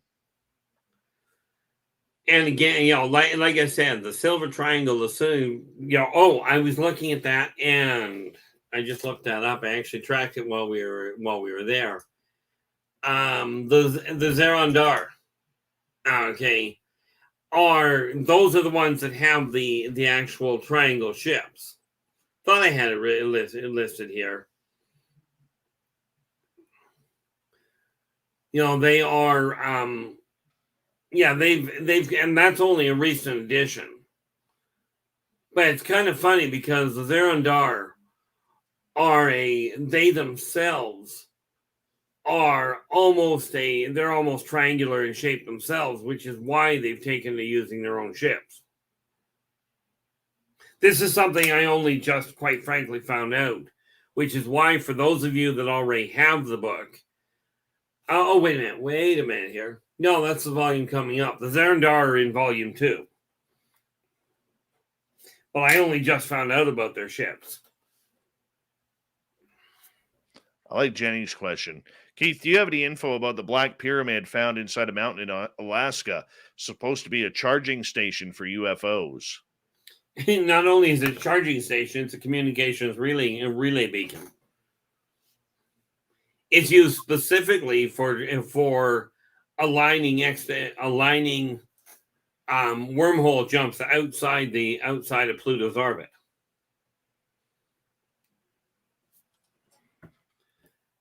Basically, what it boils down to is you bounce off that beacon in order to fire up the wormhole, basically what mankind would call a Stargate, although it's not a physical construct.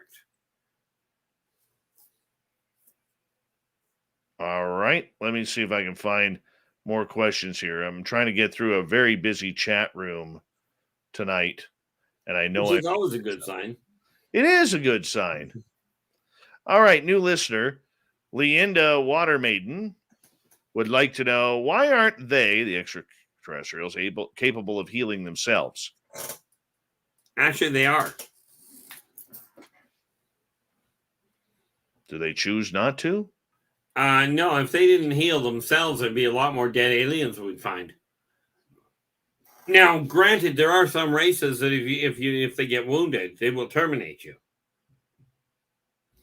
Many of the reptilian style races, literally, if you get wounded to the point that you can no longer do your job, you're either put on the dinner table or tossed into the fusion reactor, depending on what killed you. But no, every race that I'm aware of, almost every race, have medics of their own for their own race. It's just a question of the xenomedical that they have trouble with. All right, Kaiju is asking, what's the purpose of crop circles, and who is doing the cattle mutilations? Well, the crop circles are the easy point. They are actually, for the most part, communication beacons. I mean, I was shown one that was very much, it was literally, this is where the jump point is. It's kind of like leaving a message behind on your way by. Right, because the crop circles most of them are actually visible from orbit. Right. As far as the cattle mutilations go, that seems to be a very, there seem to be a few races involved in that. But for the most part, it's because of a medical approach. I mean, I do know that the Brahmin have a tendency, and the Brahmin aren't off-worlders, they're from here. Sorry, that is wrong. But they are a bovine Grun. There we go. They look kind of like a Brahmin, but the Grun are what humans would call minotaurs. They're not actually as stupid as what people think. But they are known for it because they're trying to get an understanding of their history. It's kind of like humans looking at apes. All right, let's go to Mondak's question.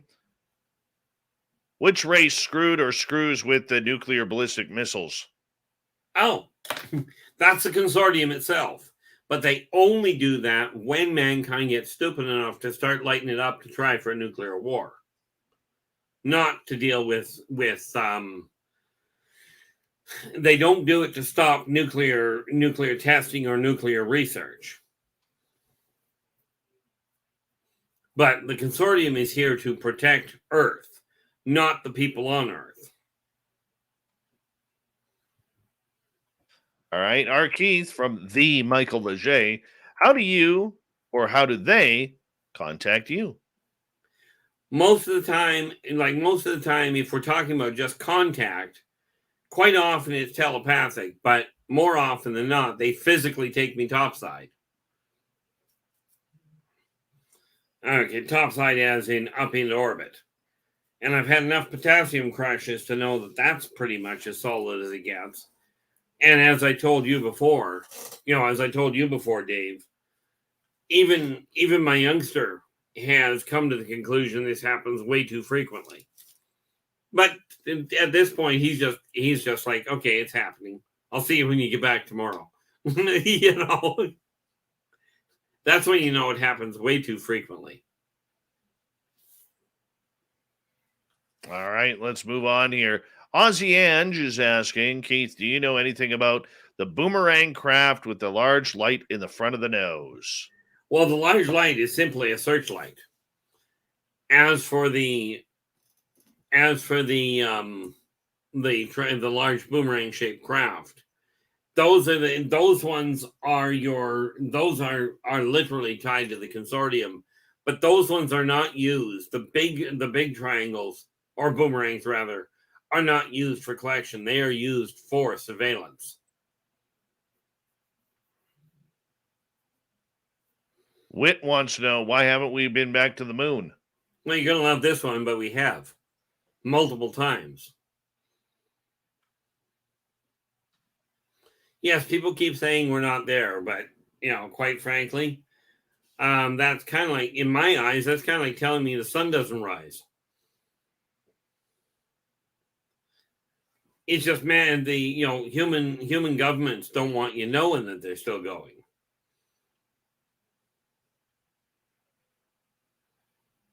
All right. This reaction to a question Leanda asked you earlier about aliens healing themselves. She said, but you said if they get sick, that they think they probably shouldn't have been doing that. So it's kind of contradictory, isn't it? No, because see, when we're talking about doctors, when we're talking about repairing, if you catch a flu, right, or something to that effect, then, quite frankly, that's what they're referring to. If you damage yourself, if you hurt yourself, as in get a pretty severe cut or burn, they've got doctors to deal with it. But most of the illnesses, like they deal with worrying about about illnesses interspecies, but they don't have a whole lot that they worry about, because most of the off-world races have developed an immune system for their own issues. Because of modifications in diet and what have you, they don't tend to get sick very often. So they haven't got, it's not like Earth that's got a major pharmaceutical factory going on. They just don't need them. They rely more on proper eating than they do on modification. Okay, let's move on here and get to 5900. Which alien race loves rock and roll? Well, can't call them alien, but humans do seem to have a penchant for it. Other than that, it's personal choice. I've met some Spear Knocked In that just absolutely have a riot with it. The Vecna are another race that tend to play really well. And we're talking about the upbeat rock and roll, not the heavy metal or hard rock style. Because they they react more to the vibratory rate of the music. But it's an individual thing. All right, let's continue on here. David is wondering, why do encounters seem more prevalent after hypnagogic dream states? Because after the hypnagogic dream state, you tend to be a little bit more aware of it. Okay, because after that dream state, your brain tends to pick it up. It tends to remember it easier. Net result, you remember the contact more readily. It's not so much it happens more often, you're just more aware of it. All right. Michael wants to know, Keith or Dave, had aliens talk or contacted you in your daylight hours? Oh, yeah. Yep. You're right smack in the middle of a conference I was at one day. I blame Samantha Mowat for mine. I don't.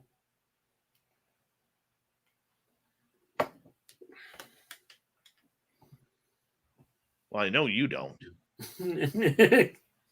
You're just a weirdo that way. Well, that I will agree with wholeheartedly. All right.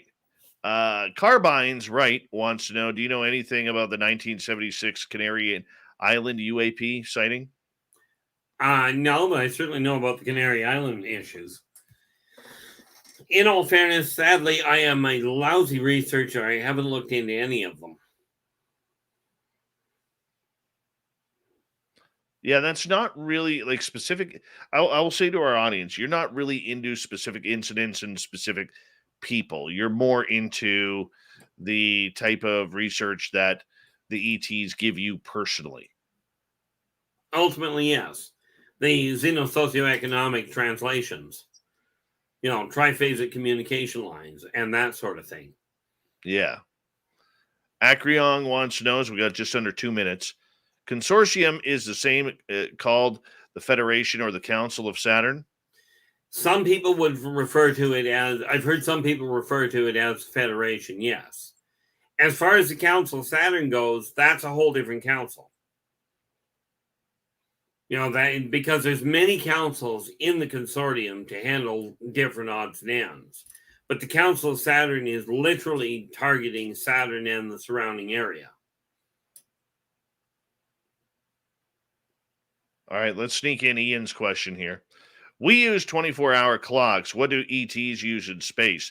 Do they measure time differently? Good No, question. they measure time essentially the same way, just with a different marker. But they use galactic rotation on the galactic plane, starting from the galactic center. All right. Quick one from Fapster here. Did the aliens take flight MH370?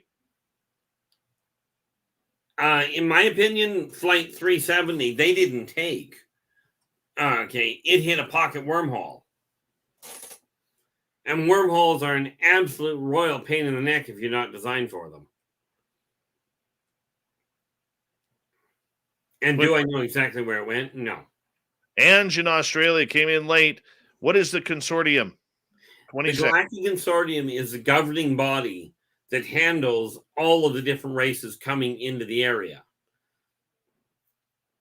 And they literally govern what's going on as far as off-world interaction and humans go. So they're the ones to make sure that no alien race comes in to try and take over Earth. Earth, from that standpoint, is protected because humans are the caretakers of Earth. Wonderful. Thanks, Keith. We got R Keith Andrews and the ET Connection for another 30 minutes here on Spaced Out Radio. Stay tuned. Then we got the fedora-wearing John Hudson for the UFO Report. Here we go.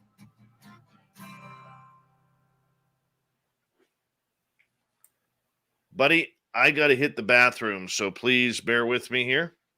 Absolutely. All right.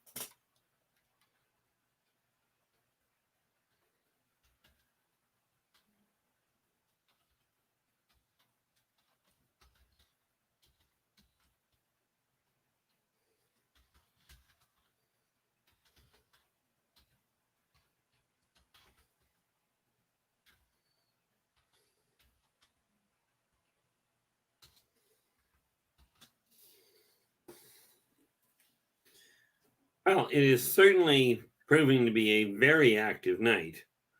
I don't know if you can hear me, so I may well be talking to myself. But the questions have been just absolutely fantastic. And yes, the reality of it is I don't research what I'm doing. The information that I am recording, that I'm quantifying, is all done on firsthand experience. And the reason I don't question it is because of the number of times that I've had people that have corroborated what I've gone through, not the least of which has been missing time, hitting wormholes, having physical marks left over from being taken. I had one case where I was literally witnessed dropping back into my bedroom from the ceiling. This is why I don't question why it's real anymore. Couple that with my father actually telling me on his deathbed that everything I had experienced, everything that I remembered, was absolutely real. Now, can I talk to him? Well, personally I can, but I can't prove it. As I said, he passed away a few years back. And this is why I tell people, people have asked me multiple times, have you got pictures? Have you got any evidence? And the answer is, I've only got one picture. Okay. And do I know exactly where it is right offhand? No. But that was from a very long time ago. All right. You're back. We got a couple minutes.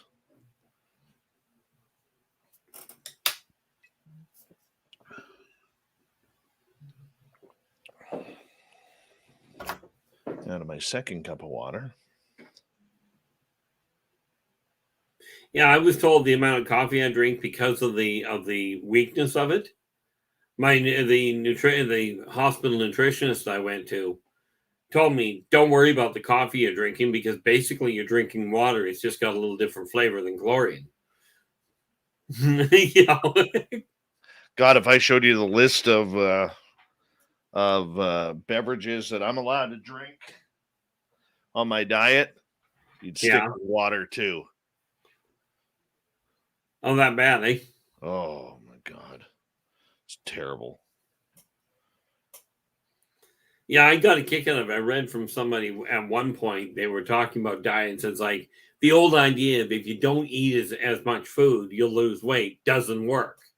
Well, let's face it, that's just wrong. You're wrong. I probably am. I'm teasing. All right. I want to say a big thank you to 5900, to Marty, Ibarata, Bigfoot Rob, Cat Chaser, Jeremy, Spooky, Mennonite Abe, Triple Act, Thomas, and Adam for the amazing super chats tonight. Very much appreciate the love and support of Spaced Out Radio. Don't forget, you can also support us by giving us a thumbs down, thumbs up, whatever you want to do. And of course, you can hit that subscribe button, ring the bell. We are here 7 days a week for your listening entertainment. And we have a lot of fun doing this show. And that's why we continue so hard and so passionately about what we do. Thank you to all the veterans who are tuning us in tonight. Remember, you always have a safe home here on Spaced Out Radio in our chat room. And of course, to all the regulars who are here, a lot of familiar faces haven't seen in a while. Good to see all of you. This is a big family here. We absolutely love that you are here as well. So we're going to get going here in about 45 seconds.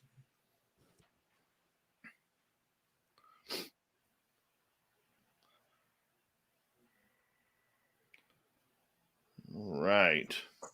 One more commercial. Yeah, commercials are so much fun. But I realize you've got to have them. So, Yeah, I hear you. All right. Let's get ready to go here.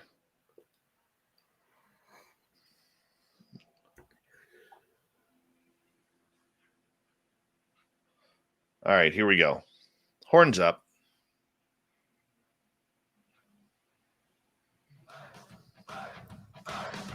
Would you like to connect with us? Head to spacedoutradio.com for all your latest show info. Now, back to Dave Scott and SOR. Third and final hour of Spaced Out Radio is now underway. My name is Dave Scott. Thank you so much for taking the time to join us. We really do appreciate earning your listening ears wherever you are on this beautiful planet we call Earth. Hello to everyone listening in on our terrestrial affiliates around North America and digitally on TalkStream Live, Revolution Radio, and KPNL. All of our archives are free. Just go to youtube.com/Spaced Out Radio. Do me the favor, hit that subscribe button. The Desert Clam has set the password for tonight in the SOR Space Travelers Club. Bambosh. Bambosh is your password. Use it wisely, Space Travelers, as the Clam sets the password each and every night right here on Spaced Out Radio. Our website, spacedoutradio.com. We have a plethora of features for you, including rocking out to Bumblefoot, reading up on Shirky Poo's Newswire, and you can check out our swag as well. Follow us on Twitter at Spaced Out Radio, Instagram, Spaced Out Radio Show, and now on TikTok at Spaced Out Radio. For the final time tonight, we introduce R Keith Andrews. The ET Connection happens near the beginning of each month, where Keith comes in and talks about the who, what, where, when, why, and how of UFOs, aliens, and everything weird and strange. Yes, jump aboard the woo train for this one. Keith, welcome back. Thank you very much for having me, and welcome back to all the people that are joining us still. All right, Kaiju wants to know, are there any Hollywood alien creations that look very similar to real ETs? The answer to that is definitively yes. Give me half a second. I actually called that up. I saw that question in there, so I figured best be doing that. Okay, right off the bat, alien from the stars Sigourney Weaver. If you remove the internal elongating jaw, you've just about got a bang-on marker for the chick chalk. They are very ascetic and extremely hostile. And even the way they lay out the reproductive system is right. Then you've got from the movie Arrival, the Udina. Okay, and they're what they show you with regards to the writing is as close to right as you're going to get on video, because it's not just a simple ring that they put up on glass. It's actually a three-dimensional thing that is done in the open air. Or open water, depending on how you look at it. Then you've got your Tormenon, which if you watch Jupiter Ascending, it'll give you a real good look at them. Okay, and of course the Maldok, the Maldok are very similar to what they show you on Predator, except with Predator they've got the upper jaw extending as well. And the Maldok don't actually have the upper jaw extending, like fanning out. And you'll love this one. This is the one that most people don't get. But the Econ and the Acatl, Star Trek fans would recognize them as tribbles and tribble eaters. But they are very real, and yes, they do reproduce that fast. Their main source their main food source on their planet. And then I've got to double check, but what the heck was it called? I've written the wrong name of the movie down, but I have seen a picture of the Burundi and the Burundigar. Okay, on some movies, I just have to go and find out which one it was again. Oh, I think it was Descendants 2 is where I saw that one.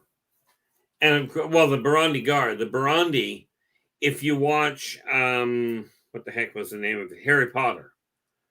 I forget the little guy's name, but that little goblin, that's a Burundi. But that's some of the races that show up quite nicely. Okay, let's move on. Joe has a question. Are there any alien races that look like plants or trees? Do they hide in plain sight? Try that again. Oh, or yeah. Well, the arboreans look like trees. There are also little arboreans that look like other plants, like ferns. Some of your woody plants may well be arborean. Your Spearnoctin look like the little button mushrooms. Your Vecnae look like similar to some of the spiny vines that we see. Thing is, with most of those, yeah, they will definitively hide. Those are actually, by the way, well, the Spearnoctin and the Vecnae are alien. They don't come from here. The Arborians actually evolved on Earth.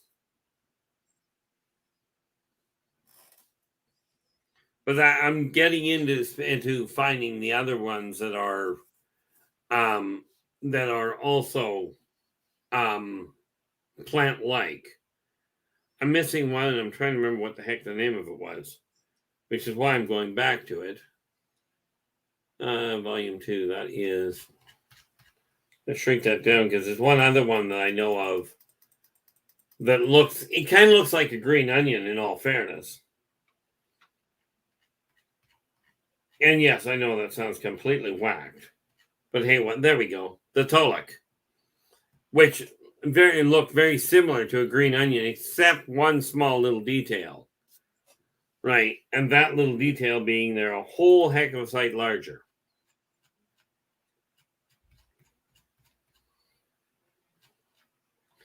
You know, the neat part about it is a lot of the plant life like that, yes, it could hide in plain sight. Yeah, like the Tolek, they look like green onions, but they're like 8 feet tall. They might stand out in your garden. All right. Let's go over to Michael. R Keith, what's the nicest thing an alien ever did for you?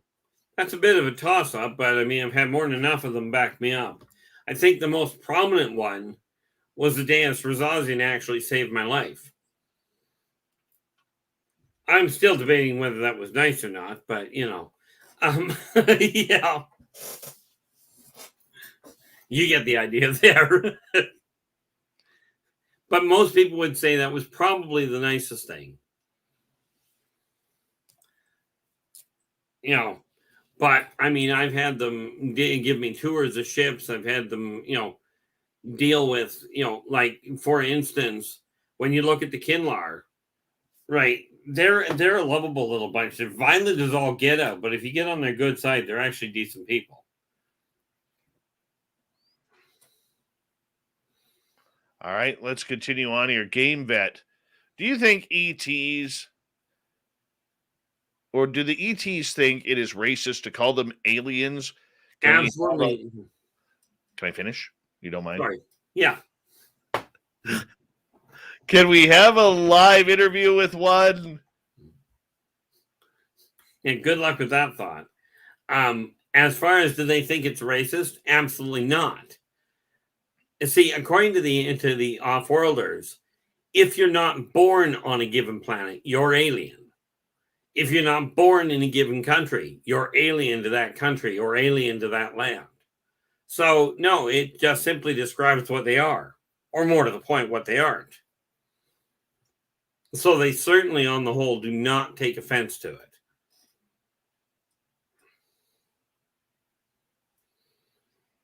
All right, let's continue on. Solar Warden wants to know, Mr. Andrews, are you familiar with the race of ETs that speaks a language that sounds like Higher Hungarian and who like Tibetan type music? Well, I would love to say yes. My problem is I don't know what Higher Hungarian sounds like. That being said, the Yumian undoubtedly like Tibetan type music. That's I presume the cymbals and bells and that sort of thing. If I remember what Tibetan music sounds like. But that's probably the Yumian are one race that would absolutely take to it.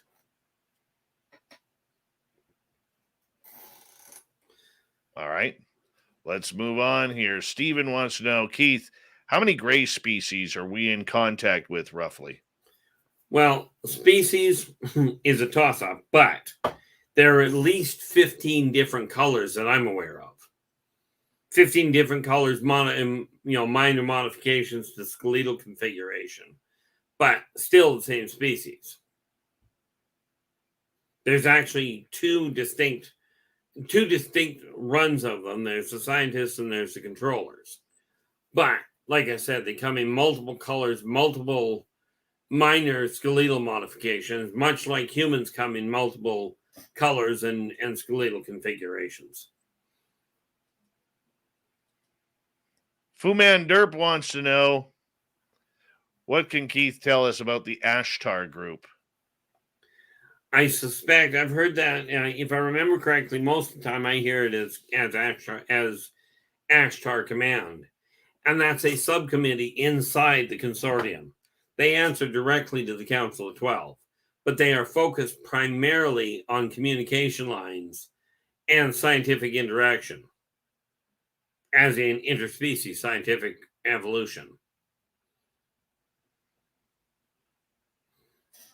Where are they out of? They are, like I said, they're a subgroup of the consortium itself. I'm wondering if he's referring to the Ashtar Radio Command. No idea. You're supposed to know that. Well, yeah, you do remember I'm not a controlled telepath, right? Yeah. True. Acryong is asking, the power to manipulate matter you said we have, that it's psychokinesis, cause the move with the hands, even I do, could explain it a bit further, and elemental magic without technology, what you know we can do. What's your thoughts? Absolutely. That is the baseline of it.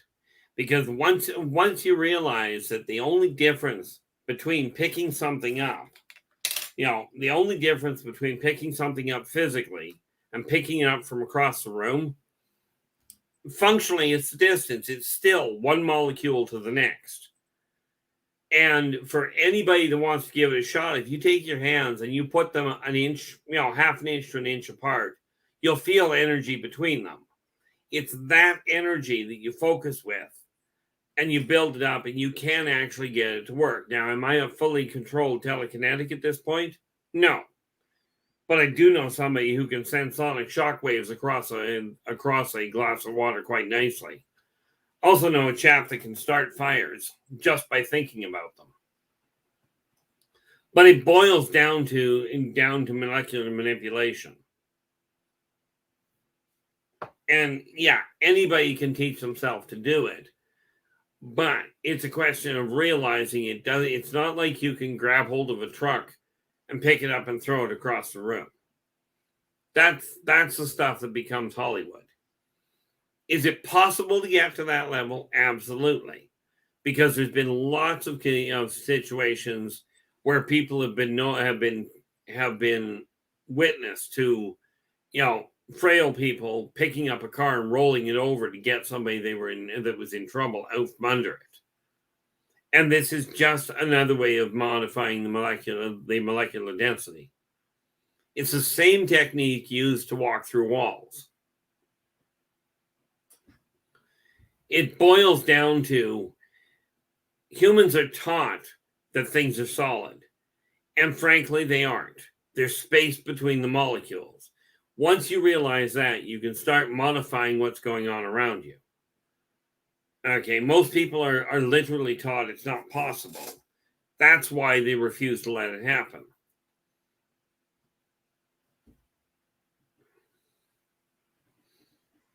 All right, let's move on here. April, May, June is asking, what are your thoughts on walk-ins? Very real. And that's an orchestrated setup that happens between two souls. One soul comes into the body to start with, but its entire reason for coming is to experience only the birthing process up to a certain point. The second soul that arranges before the first one is born, before the first body is born, the second soul gets together with them and says, look, when you hit X number of years old, I'm going to swap places with you because I don't feel like going through the birthing process again, and I'll just take over from there if that's okay. So they come to an agreement, and there's a distinct swap.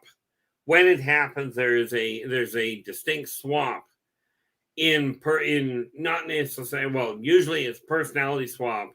Memory can be completely scrambled, and the person will take on all sorts of different quirks. Like, it becomes pretty obvious to the people that know them well, but not always. But walk-ins are very real. But a walk-in is very different from a hijacking. And yes, that can happen as well. Okay, that's a hijacking is also what many people refer to as a possession. But walk-ins are a voluntary swap. Makes sense. Makes sense. Okay, let's go over to Sovereign.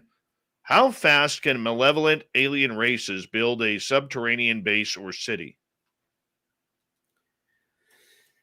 Well, that depends on whether or not the planet they're trying to build it on is stable and whether or not it's inhabited. They can build them literally if they're moving into an uninhabited asteroid. They can literally build a full-sized station in under a day. Okay, if it's occupied, they have to take into consideration that there is tectonic upheaval that happens if you do it too fast. So it can take a fair piece of time. Basically, what they do is they pick a cave that's already there and then work in from there. All right, let's go to Thin Lizzy. Do aliens have disputes or war with other races? Absolutely. The Swazians and the Teklak have been at war with each other for centuries. This is why I say aliens, the only difference between them and humans is the type of toys they've got. The Teklak themselves are at war. They've got a civil war going on. When you take a look at the Venusians and the Martokians, they actually have an alliance. They aren't at war with each other. They've got an actual alliance with each other. The Swazians and humans have an alliance. And yes, that does mean we've got reptilians on Earth that are working with humans. Okay. How often does that happen? I've never seen it stop. So, All right. I mean, every now and again, you'll get a war that stops because one race ends up dead and that solved that problem. But unlike human wars where people get to a point where they go, we're not fighting anymore. Unfortunately, the so-called more advanced races, I'm talking technologically advanced, don't seem to have this idea quite right where, we should stop fighting. It would be nice if they would. But they won't. I'm not expecting it anytime soon. They never do. Well, like I said, the wars usually stop when one side is dead. But you got to remember, off-worlders, when they go to war, they don't have rules that you can't shoot when there's certain circumstances going on. Their idea is, if you're going to war, the idea is win. Wipe out whatever you're going to war against. You don't have this issue of, we've got a certain amount of firepower we can use. He who has the biggest guns makes the biggest holes. Okay. We've only got about 4 minutes left with you, Keith. Let's try and get a couple more questions in. Sovereign wants to know, Keith, do you accurately know the timeline of the Anunnaki history and how they're genetically created a slave race for all sorts of physical labor? Number one, the Anunnaki didn't build, as far as I know, I'm presuming this person is referring to humans being built by the Anunnaki. The Anunnaki were here, okay, but they didn't build the human race. So as far as accurately goes, I cannot put it in Terran terms, which would be the biggest problem. But I can tell you that they do come back on a regular basis. But they are not, as far as them building races for physical labor, for finer points, they certainly hire other races, but as far as I'm aware, they've never built any, and they certainly did not build the human race for any functional reason. Well, they didn't build them at all. All right. Fidgety wants to know, can the Arborean move around? Could that explain the moving tree mystery? Absolutely, they can move around. If you watch The Lord of the Rings, I forgot about that one, which is sad. You watch The Lord of the Rings and you look at Treebeard, meet an Arborean, tree style. What about Wizard of Oz? Trying to think which trees were in the Wizard of Oz. All of them, when they're going down the Yellow Brick Road where they find Tin Man. That's a good point. The apple trees and what have you that were throwing the apples at them. Yes. It's been a while since I've seen the Wizard of Oz, and the answer is yes. Still one of my favorite movies. Absolutely. Still one of my favorite movies. I still like the idea of the witch, but you know. All right. Stephen wants to know, what do you know about Arcturians? I think I've seen a ship. Arcturians are an interesting race, and I've got a whole pile of information on them. But they are humanoid. They are a peaceful race on the whole, but very intellectually based. They should be right here. That's the Anunnaki. And watch this. There we are. Okay, you're definitely looking at a race. They are essentially, from a governmental standpoint, socialist with a military focus. Okay, they are absolutely focused on physical construction and technology, that sort of thing. Like, they pride themselves on their workmanship. All right, final question tonight, Keith. Thin Lizzy, do you think aliens wish they could grow awesome facial hair like you, Keith, and me? Well, some of them, the answer is yes. If you talk to the dwarves, which are an ancient race, they have nothing. We have nothing on them. But thank you very much. Keith, tell everybody where they can find your information. Easiest place to find is if you go to YouTube and you look at my YouTube channel, Inner Voice Enterprises, you'll find a whole list of ways of getting a hold of me on Facebook, LinkedIn, Twitter. Usually it's under R Keith Andrews or under Inner Voice Enterprises. Very cool. Buddy, it's always a pleasure to have you on Spaced Out Radio. Always appreciate you so much. Well, definitely enjoy being here. I cannot believe the length of time we've been here.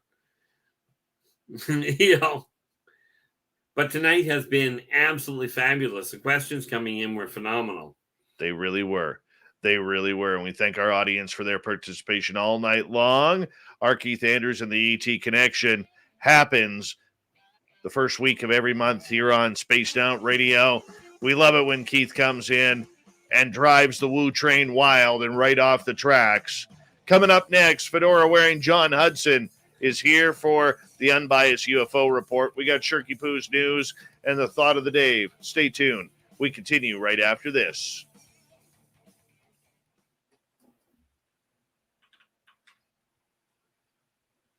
Great show, buddy.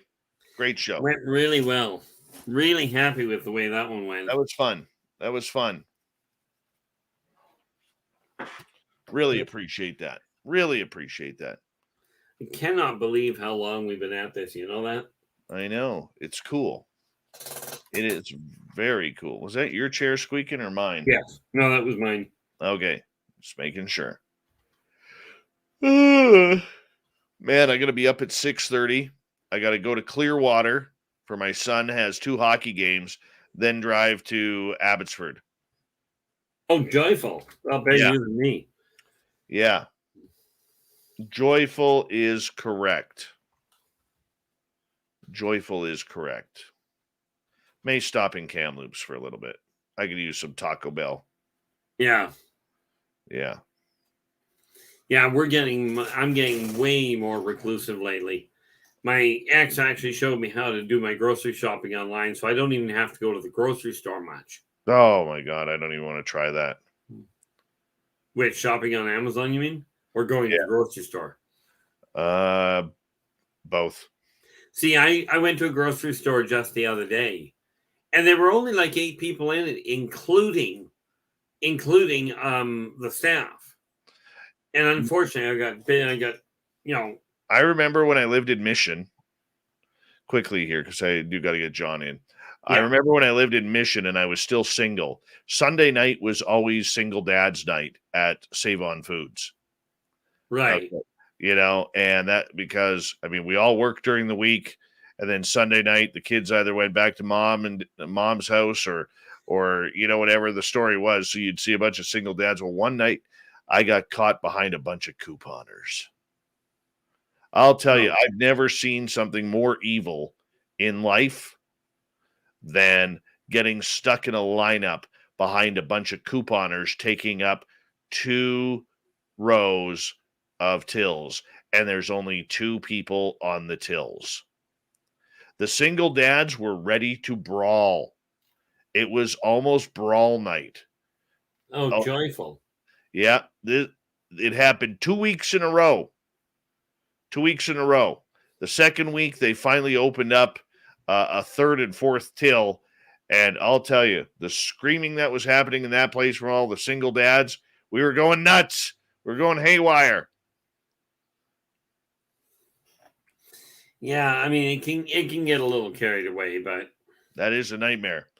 yeah, Keith, no doubt. Keith, buddy, I got to run. Got to get John in. Absolutely. You have a good one.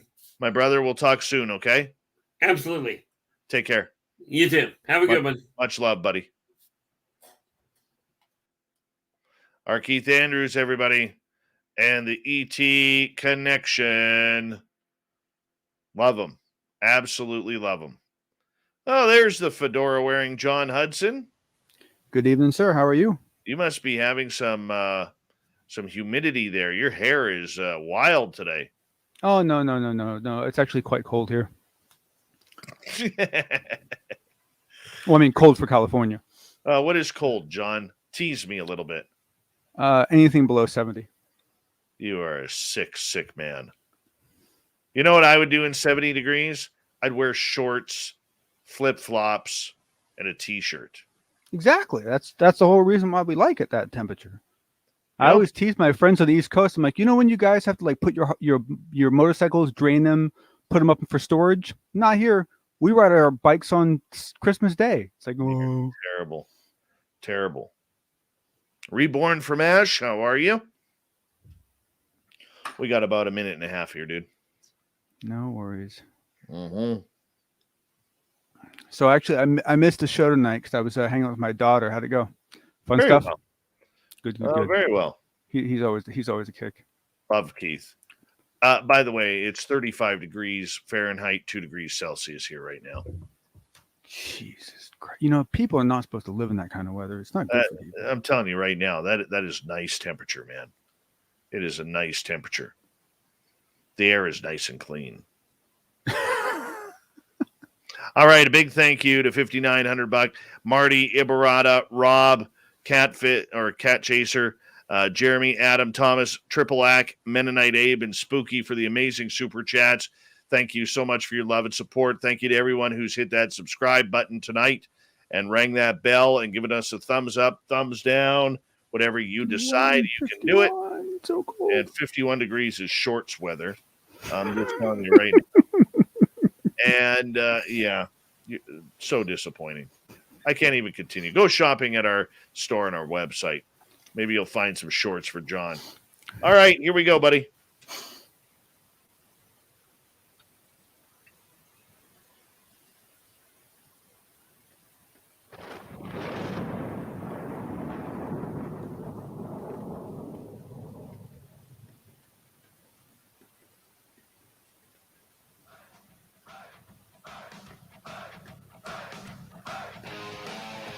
We rounded third. We're heading for home tonight on Spaced Out Radio.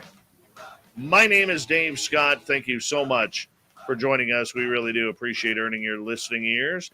Want to remind you that if you missed portions of this show or others, check out our free archives. Go to youtube.com/Spaced Out Radio. Do me the favor. Hit that subscribe button. Our website is spacedoutradio.com. We have a plethora of features for you. Rock out to Bumblefoot.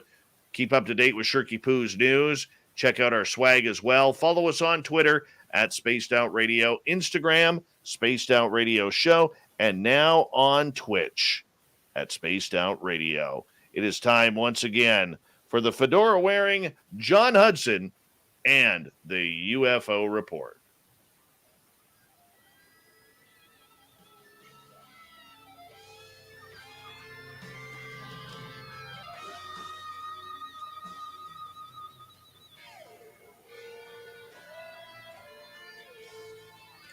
Yes, it's all things woo tonight as we continue on with the UFO Report. John Hudson has us all set up. John, it's always good to have you here, my friend. Always good to be here. Thank you, everyone, for sticking around. I do appreciate it after getting your head full of Keith tonight. So, right. All right, we're going to kick things off. Christopher Sharp, blogger, journalist. Who is he? And tell us about the article he wrote.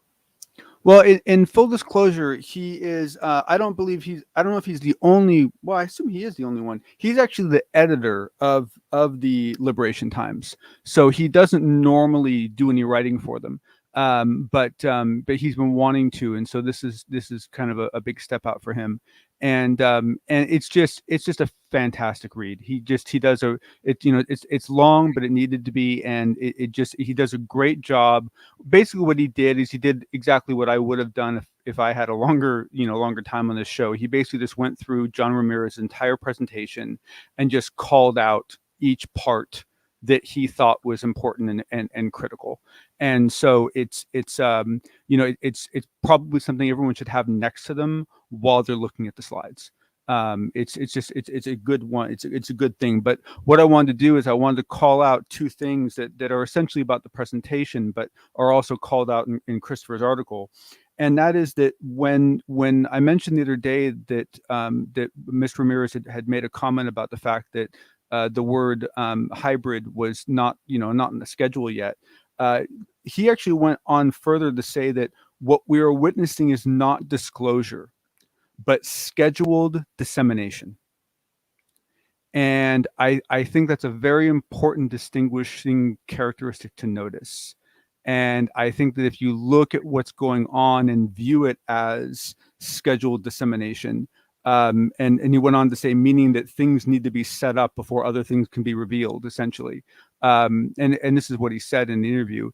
I think that paints a very, very clear picture of what's going on the government side of things. And I'd be curious to see what you think of such a thing, Dave. I really don't know. You kind of blew my mind the other night talking about John Ramirez, and you and I had a private conversation about that. And, just the fact that he's really deep into the technology and what we're saying that we're not witnessing any sort of disclosure. I've always said it seems more of a confirmation, and very up to date on what these narratives are. I want to find out more about this guy. I want to try and get him on this show. Yeah, no, we need to, and he's he like I said, I've been talking to him, off and on for a couple months now, on this sideline chat, and honestly, when he first came into our little group, a lot of us were very skeptical of him, and it's taken him some time to prove himself to all of us. But the other two things I want to call out before we move on is one is that on Reddit, someone reported today that someone I believe on Reddit that is at a significant level in the DoD was able to actually confirm John Ramirez's career background, which I wasn't at all worried about. I believe from the comment that Bob McGuire made that Bob McGuire has actually heard of him and is aware of his work. And I know that at some point John Ramirez actually interacted with Semivan while inside, and so there's a lot of people that should be able to confirm his identity, but his identity has at least been confirmed by one person as far as what his career was and what he did. And then the last thing I want to bring up, which I should have brought up the other day, and I apologize to everyone because this to me is a significant thing, and that was because it caught me off guard when he said it. He said that he feels that the James Webb Telescope might be a breaking point for all of this. And what he means by that is that he believes that there's a chance, he doesn't know this for sure, this is just his hypothesis, that there might be things in space that the James Webb Telescope will be directed at intentionally, as a way of essentially drawing attention to something that's coming or something that's happening. That the James Webb Telescope might be that dam that breaks, that really releases a lot of information. Does John that Ramirez surprised have me. Does John Ramirez have that much knowledge and power? Well, he retired in 2009. And so one of the things that he makes very clear in his presentation, which I absolutely adored about him, was he makes very clear what he says he knows, and what his guesses are, his hypothesis, and that falls completely under his hypothesis. That's not based on any specific knowledge about the James Webb. That's just based on his 25 years on the inside, knowing how things work, and saying, that sounds to me like a tipping point. Very interesting. Well, John, we're going to use your connection, try and get him on the show. Yeah, we definitely need to. We need to do that. That just sounds way too important not to have him come in and describe what he knows. Now, is he blocked by any NDAs? I assume that he is, and obviously, one of the things that he announced in this presentation was that he was actually read out of 27 different programs.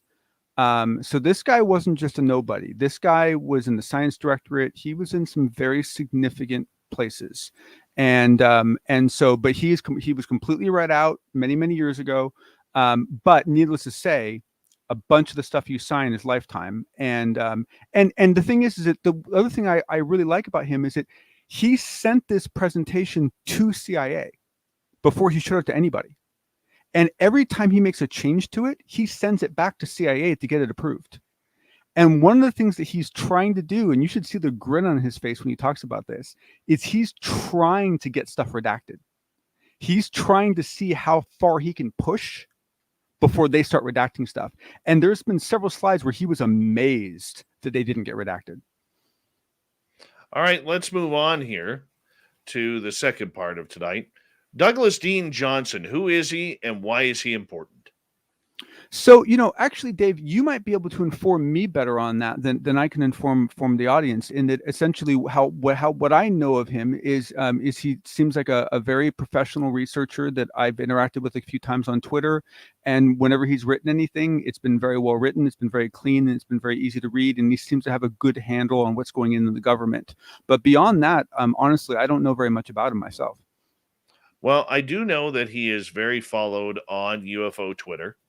He seems to be right at the forefront of a lot of interesting news, especially on the congressional front. Yes. And on the, governmental side of things. I think this guy has really, done his homework. He is somebody who's very interesting, especially when it comes to following the entire UAP phenomena with. He's very thorough. Yes, very thorough. Yes, without a doubt. Yes. And so basically, he was the one that brought a lot of our attention to this amendment. And so it's Amendment SA 4281. It's by Senator Gillibrand. If I'm mispronouncing your name, ma'am, I apologize. And so she, she's kind of, she's well known, but she's, to my knowledge, a newcomer to this whole UAP thing. And what Johnson's article does a really good job of covering is not just her amendment, but all the other amendments that have come before it, and what the progression has been. And if you guys were paying attention before, the Senate wording wasn't very good. It was basically just what we had before with the task force. It was the House wording that was strong before. It was very strong. It was very good.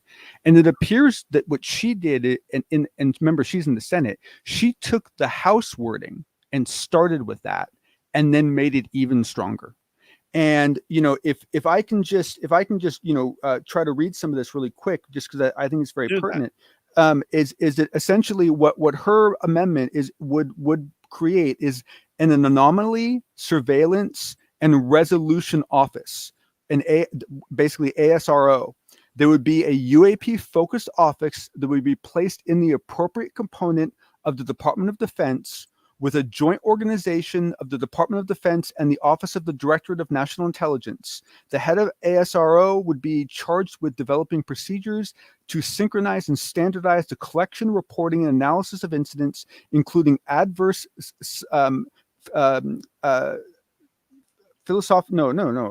physiological effects regarding unidentified aerial phenomenon across the Department of Intelligence communities. In doing so, the ASRO head could propose, as appropriate, the use of any resource, capability, asset, or process of the department and the intelligence community. This is a very strong role that she's creating. And I have the bill attached to this, and it goes on. She goes into a ton of detail, including creating a science advisory board, a kind of a separate sub-organization to do research. And I mean, she goes into exquisite detail. It's a long amendment. I mean, it's a very long amendment. And I mean, this is good stuff. I mean, and the problem is, and Johnson talks about in his article, is that, we don't know how all the negotiations are going to go, right? And essentially all of these amendments have to be voted on. Now, she's a pretty well-known character. She's got a lot of good friends in the Senate. If she can turn some of them onto it, it might get some support. She hasn't made any public announcements about it.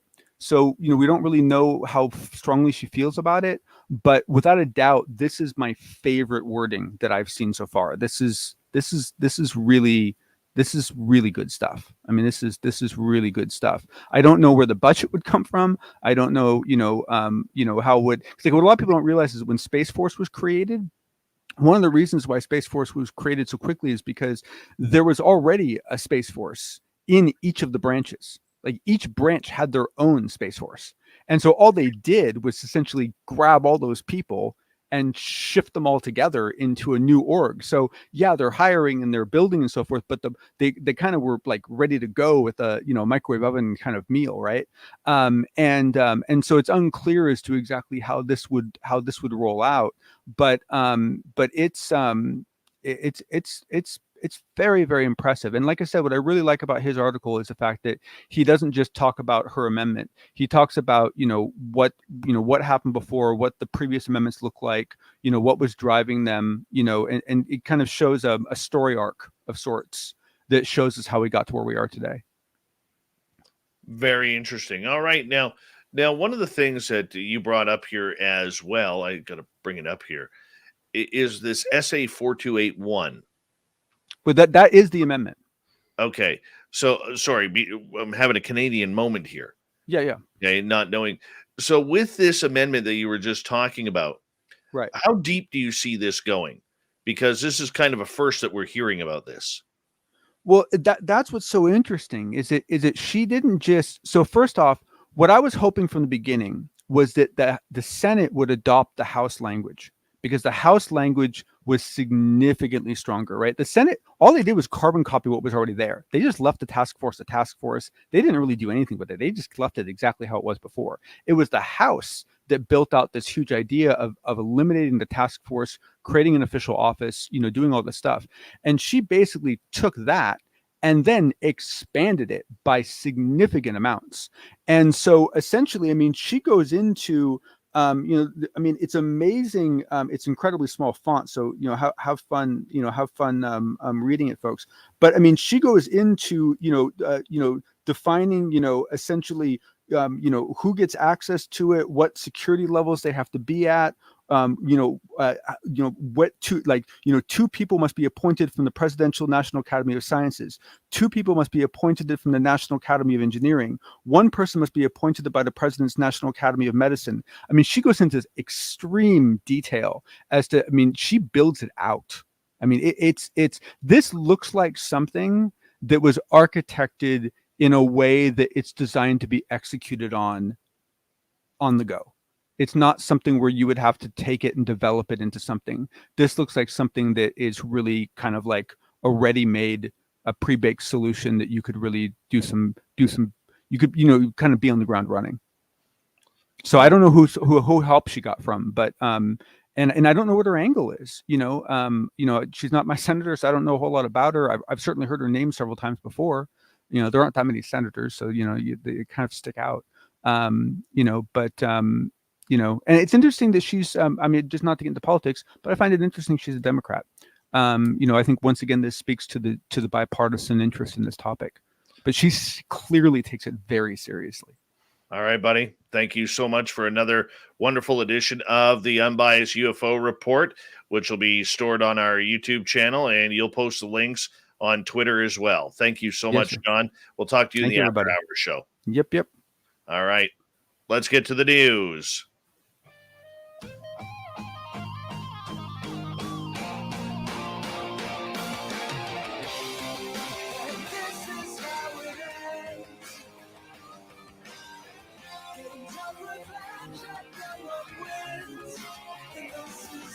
Here's Shirky Poo's news tonight. A Minnesota police officer was summoned to break up an unusual street fight.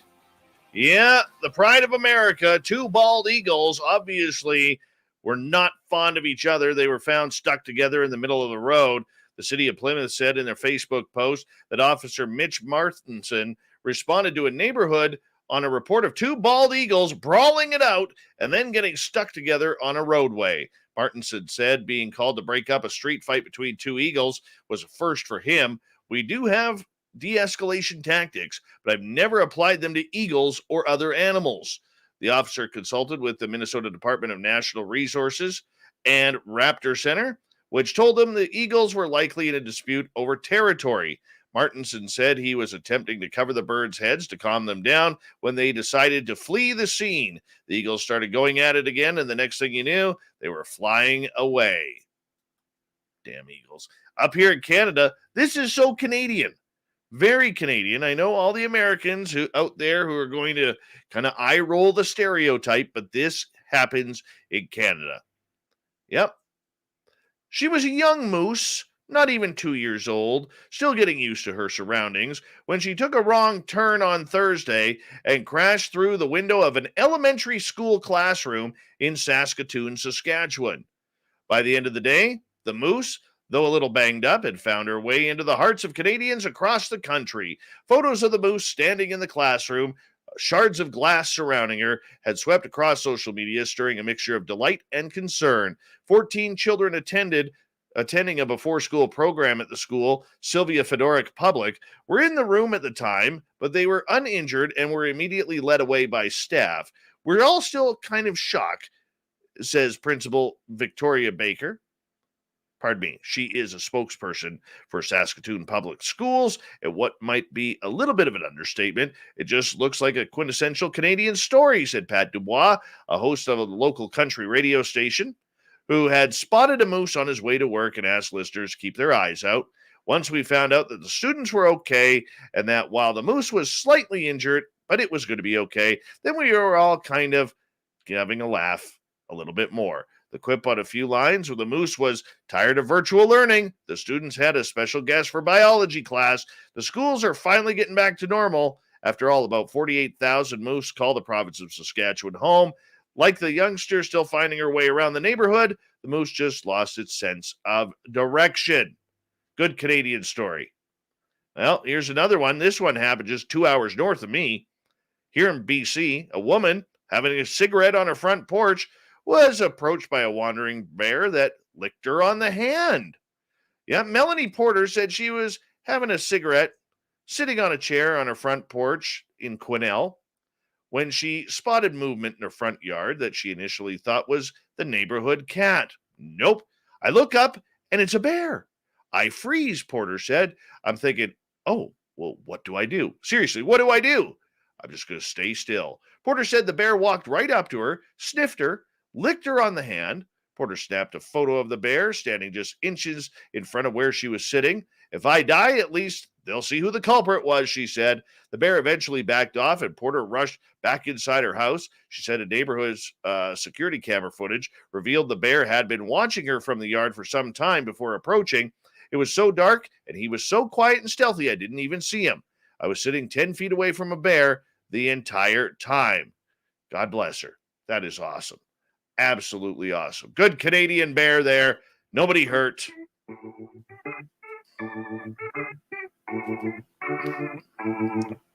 Let's get right to the thought of the day.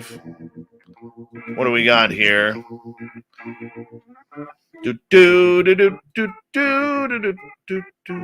All right. Are there too many UFO, UAP podcasts out there? That's a thought. Chris, yes, and it's great. Eric, I don't know. I just listened to Dave Scott in UFO Garage. Andy, Dave, are you really asking, is there too much information out there? No, that's not the question I asked. My answer is there's never enough information on this subject. Kimberly, yes, it's like streaming services. I can't watch it all. Coral, I'm glad there's a lot, but also got to weed between the good ones that resonate with you. Lou the Lip Blade, it's kind of like streaming apps. They're everywhere, but only have a few of the good stuff. Kenneth, yes, because there's nothing else to discuss. And that's about it. We're going to shut it down right there. Thank you to everybody in the thought of the day. Thank you, John Hudson, Shirky Poo for the news, and of course, R Keith Andrews and the ET Connection.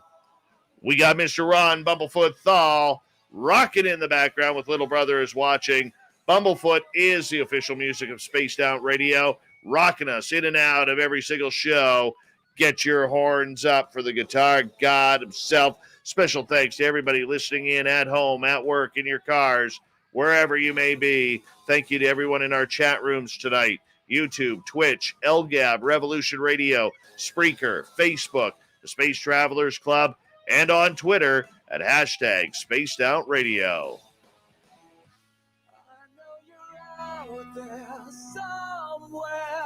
Yes, remember this show is copyright by Spaced Out Radio and SOR Media Ventures Limited. Thank you so much for choosing to share your evening with us, because together, my friends, we own the night. Mr. Bumblefoot, we need a favor. We need you to take us home.